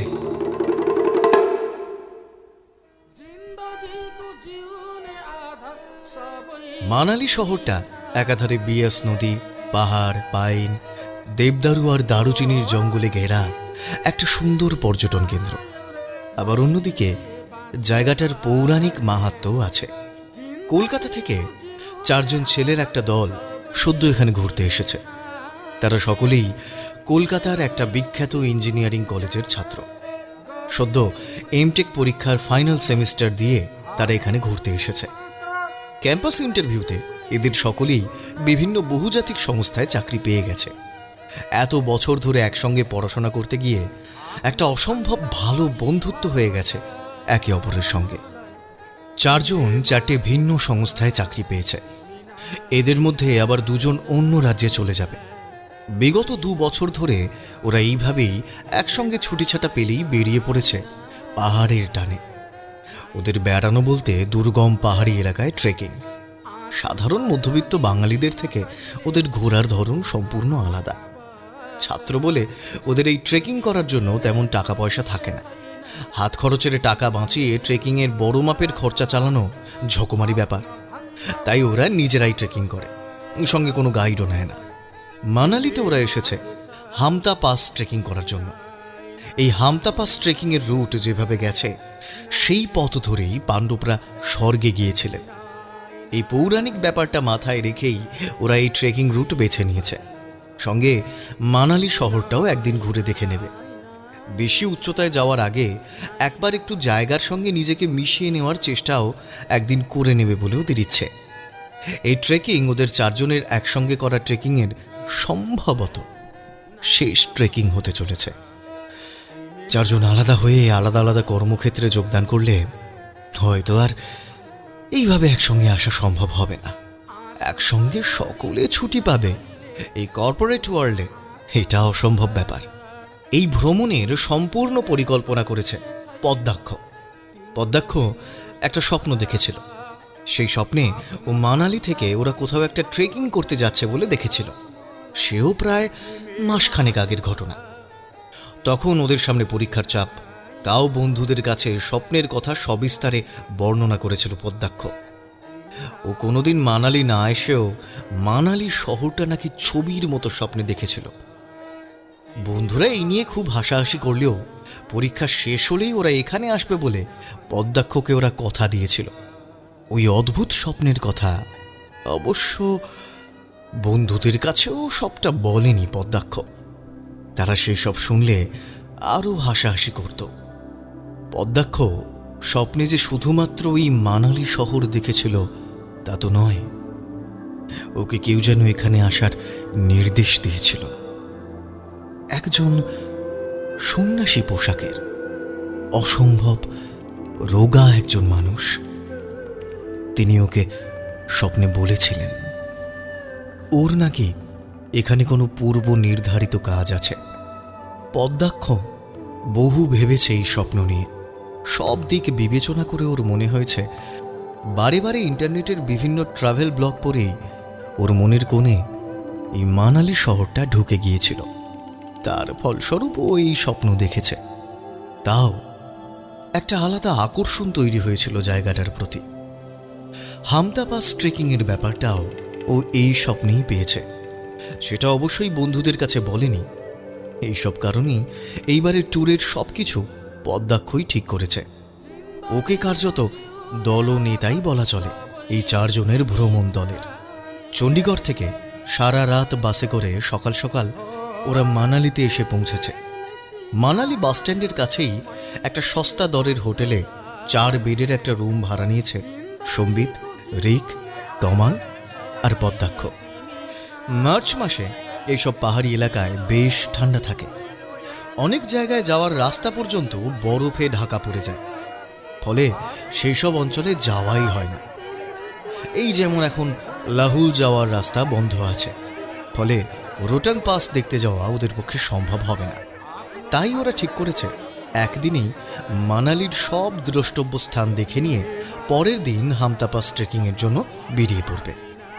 তার জন্য এখানের স্থানীয় দোকান থেকে সরঞ্জাম ভাড়া নিতে হবে। তাঁবু, স্লিপিং ব্যাগ, ছোট স্টোভ, তাছাড়াও নুডলস, চকলেট গোছের বেশ কিছু খাবার জিনিস তুলে নিতে হবে। কাজ খুব একটা কম নেই, সেই জন্যই ব্যাগপত্র রেখেই ওরা 4 জন মানালি ঘুরতে বেরিয়ে পড়েছে। এখানে কুলুর দিকে যেতে একটা বৈষ্ণোদেবীর মন্দির আছে, সেইটা ওরা নিজেদের তালিকায় রাখেনি। পৌরাণিক স্থানগুলোই দেখবে বলে ঠিক করেছে। ওদের তালিকায় আছে হিড়িম্বা দেবীর মন্দির, ঘটোৎকচের ধ্যানের জায়গা আর মনু মন্দির। ওল্ড মানালিতে বাসস্ট্যান্ড থেকে মাত্র 3 কিলোমিটার হাঁটা পথে মনু মন্দিরে পৌঁছে যাওয়া যায়। সেখানেই প্রথম যাওয়ার জন্য বেরিয়ে পড়েছে ওরা। একটা সরু চড়াই রাস্তা ধরে মনু মন্দিরে যেতে ওদের বেশ ভালোই লাগছিল। চারপাশের শান্ত স্নিগ্ধ পরিবেশ যেন মায়াবী রাজ্যে পৌঁছে দিচ্ছে ওদের। মনু মন্দিরে এসে ওরা ভালো করে ঘুরে দেখল। অত্যন্ত সাদামাটা মন্দির, ভেতরে রুদ্রাক্ষের মালা পরানো মনুর পাথরের মূর্তি কালের নিয়মে ক্ষয় হয়ে এমন অবস্থায় পৌঁছেছে যে সিঁদুর চর্চিত সেই মূর্তির গায়ে কারুকাজ আর আলাদা করে চোখে পড়ে না। মন্দিরটাও তেমন কিছু নয়। মন্দিরের গঠন অনেকটা প্যাগোডার মতো, কাঠ আর কংক্রিটের কাঠামো। মন্দিরের ভেতরে বেশ বদ্ধই লাগে। বাইরে এসে যেন হাঁপ ছেড়ে বাঁচল ওরা। মন্দিরটা তেমন আকর্ষণীয় না হলেও চারপাশের ঘন সবুজ বনানীর সান্নিধ্য ওদের ভালো লাগছিল। একটা পাথরের উপর গোল হয়ে বসে পড়ল ওরা। রিক বসেই বলে উঠল, জায়গাটা ভালো হলেও এই মন্দিরটা অতি সাধারণ, এই না এলেও হতো। ওদের মধ্যে থেকে অন্য কেউ কিছু বলবার আগেই কেউ একজন ওদের খুব কাছ থেকেই বলে উঠলেন, নিজেদের পূর্বপুরুষকে চেনার জন্য এই জায়গায় আসা সব মানুষের প্রয়োজন। মনু মানব জাতির স্রষ্টা, সকলের পিতা। তাকে না চিনলে নিজের শিকড় জানবে কিভাবে? তোমরা আমার থেকে বয়সে অনেকটাই ছোট, তাই তুমি করেই বলছি। ছেলেরা তাকিয়ে দেখল ওদের থেকে অল্প দূরত্বে এসে দাঁড়িয়েছেন একজন পাজামা পাঞ্জাবি পরা, শাল গায়ে দেওয়া, কাঁচা পাকা দাড়ি গোফের মানুষ। ভদ্রলোকের কথায় অবাঙালি ছাপ থাকলেও তিনি বেশ ভালোই বাংলা বলছেন। বাইরে এসে অচেনা মানুষের সঙ্গে আলাপ খানিকটা এড়িয়ে চলতেই পছন্দ করে এরা। কিন্তু অতি সাধারণ চেহারার এই ভদ্রলোকের কোটরে ঢোকা চোখ দুটো খুব উজ্জ্বল। একটা আলাদা আকর্ষণ আছে ভদ্রলোকের চেহারায়।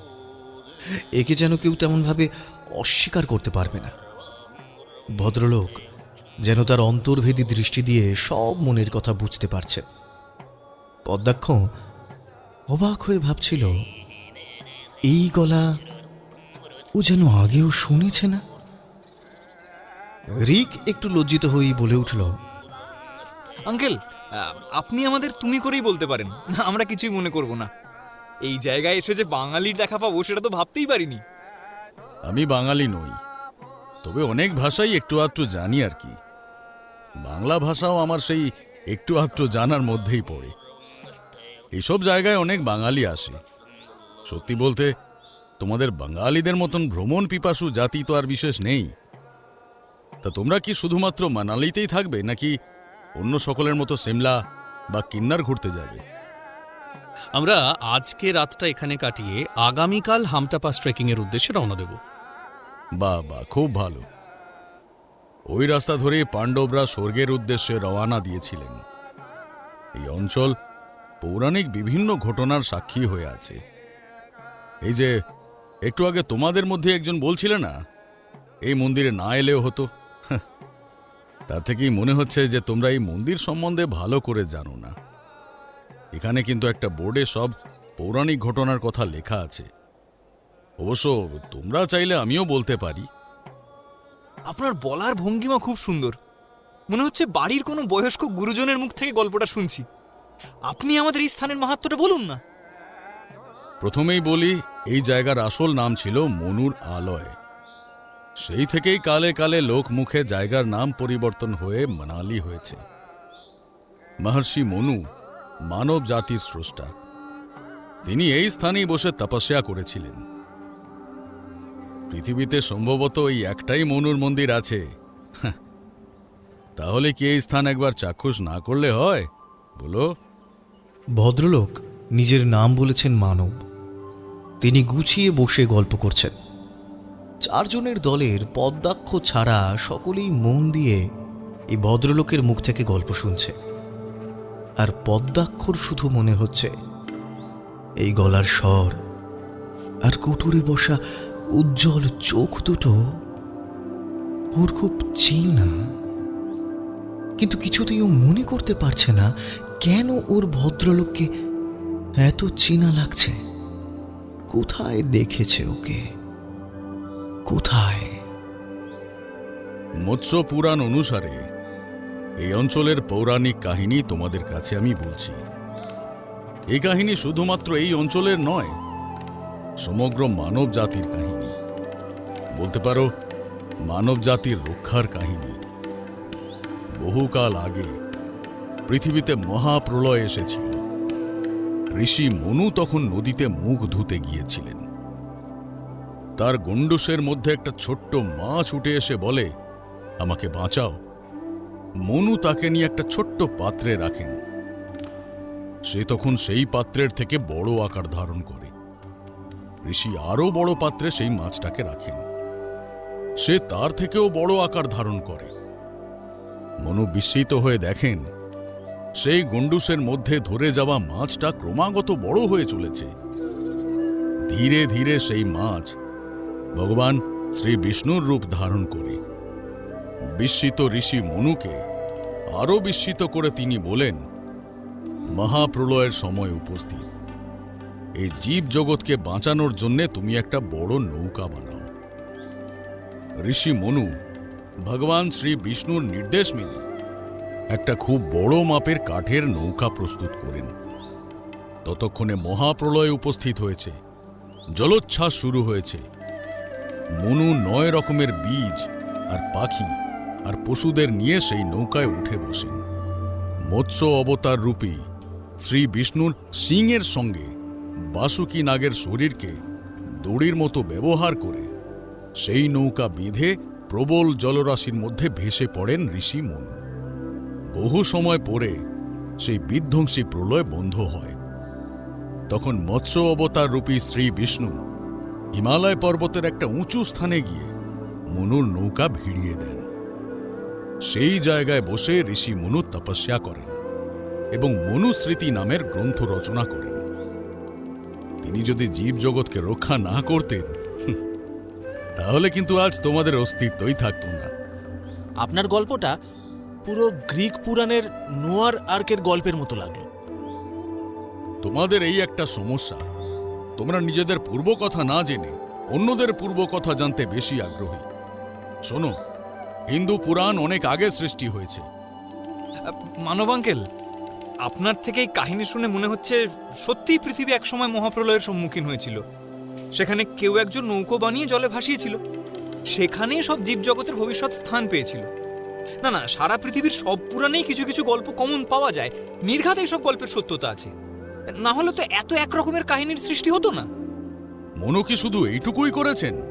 তার অবদান অনেক। পরবর্তীকালে এই অঞ্চলে তুণ্ড নামে এক রাক্ষসের উৎপাতে মানুষদের অবস্থা খুব খারাপ হয়েছিল। তিনি তখন সেই তুণ্ড নামের রাক্ষসকে হত্যা করে মানুষদের রক্ষা করেছিলেন। তিনি সব দিক থেকেই মানব জাতির পিতা বলা চলে। এইসব কাহিনী আজকাল কে বা জানে আর কেই বা জানতে চায়। সকলেই তোমাদের মতো উদ্দেশ্যহীন হয়ে ঘুরে বেড়াচ্ছে।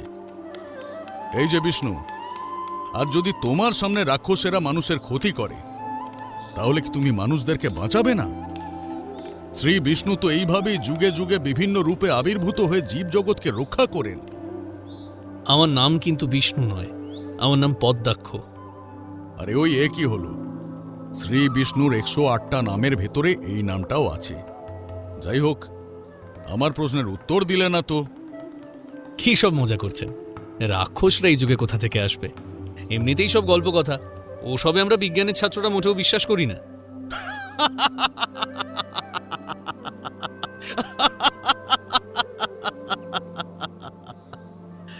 পুরাণের সব কিছুর মধ্যেই বৈজ্ঞানিক ব্যাখ্যা আছে। তোমাদের সংকীর্ণ মন বলেই বুঝতে পারো না, তাই হয়তো তোমাদের প্রাপ্তির ভাড়ার ভি শূন্য। আচ্ছা, এখানে আর থাকলে কিন্তু আমাদের বাকি জায়গা ঘোরা হবে না। এখনই হিড়িম্বা মন্দির দেখে আমরা সব কেনাকাটা করে না ফেললে কাল ভোরে বেরোনোর আশা কিন্তু আমাদের ছাড়তে হবে। আমাকে এড়িয়ে গেল, কিন্তু তোমার কাজ তোমাকেই করতে হবে।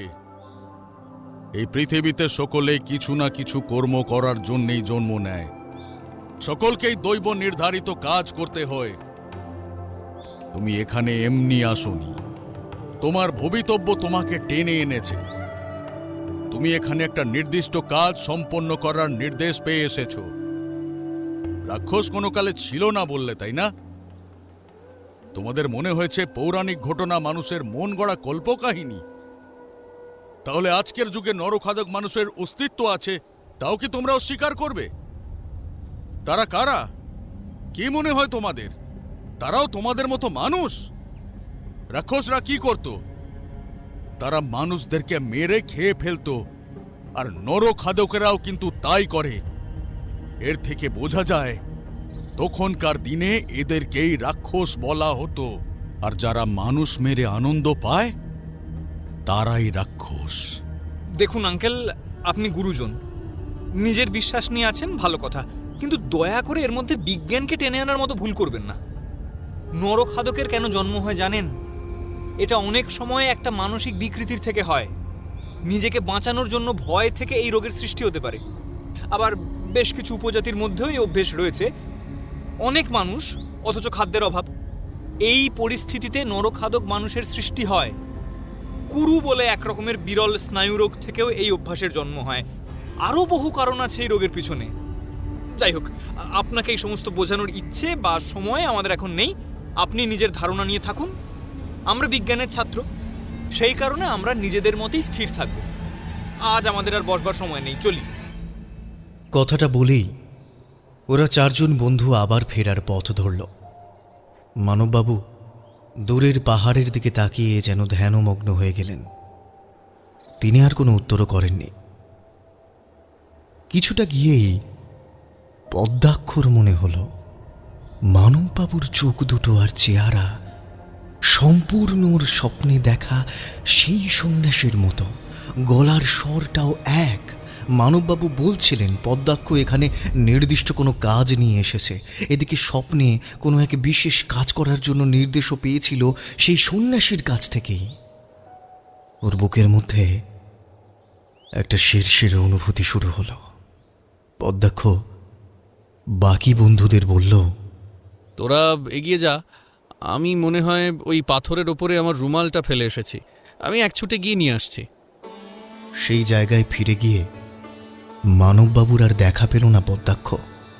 যেখানে উনি বসেছিলেন সেখানে একটা খুব ছোট লোহার চক্রের মতো জিনিস পড়ে আছে।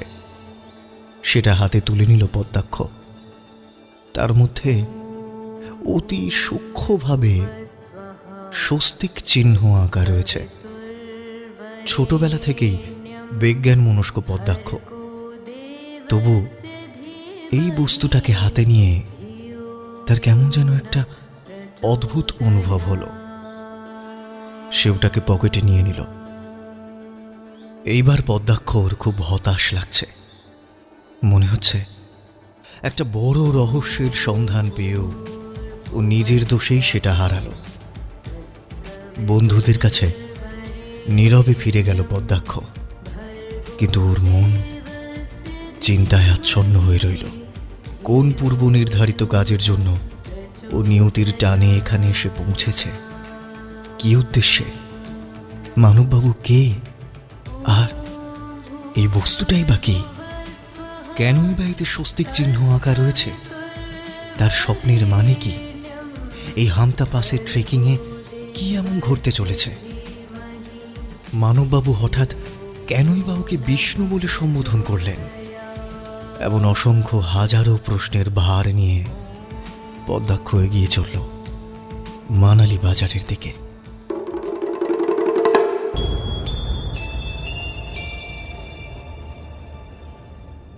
শুনছিলেন মধুমিতা মুখার্জির কলমে রাক্ষসী তালাও প্রথম পর্ব। কি ঘটতে চলেছে পদ্মাক্ষদের সাথে? আঞ্জনি আকাইদের রাক্ষসীর দলের সাথে পদ্মাক্ষদের কি সম্পর্ক? পদ্মাক্ষ কোন অজানা কাজের দায়িত্ব নিয়ে এই হামতা পাসে এসেছে? জানতে হলে অবশ্যই শুনুন রাক্ষসী তালাওয়ের দ্বিতীয় এবং অন্তিম পর্ব আগামী রবিবার ঠিক দুপুর 1টায় দ্য ডার্ক হর্সেস গল্পের দুপুর গল্পের আড্ডায়।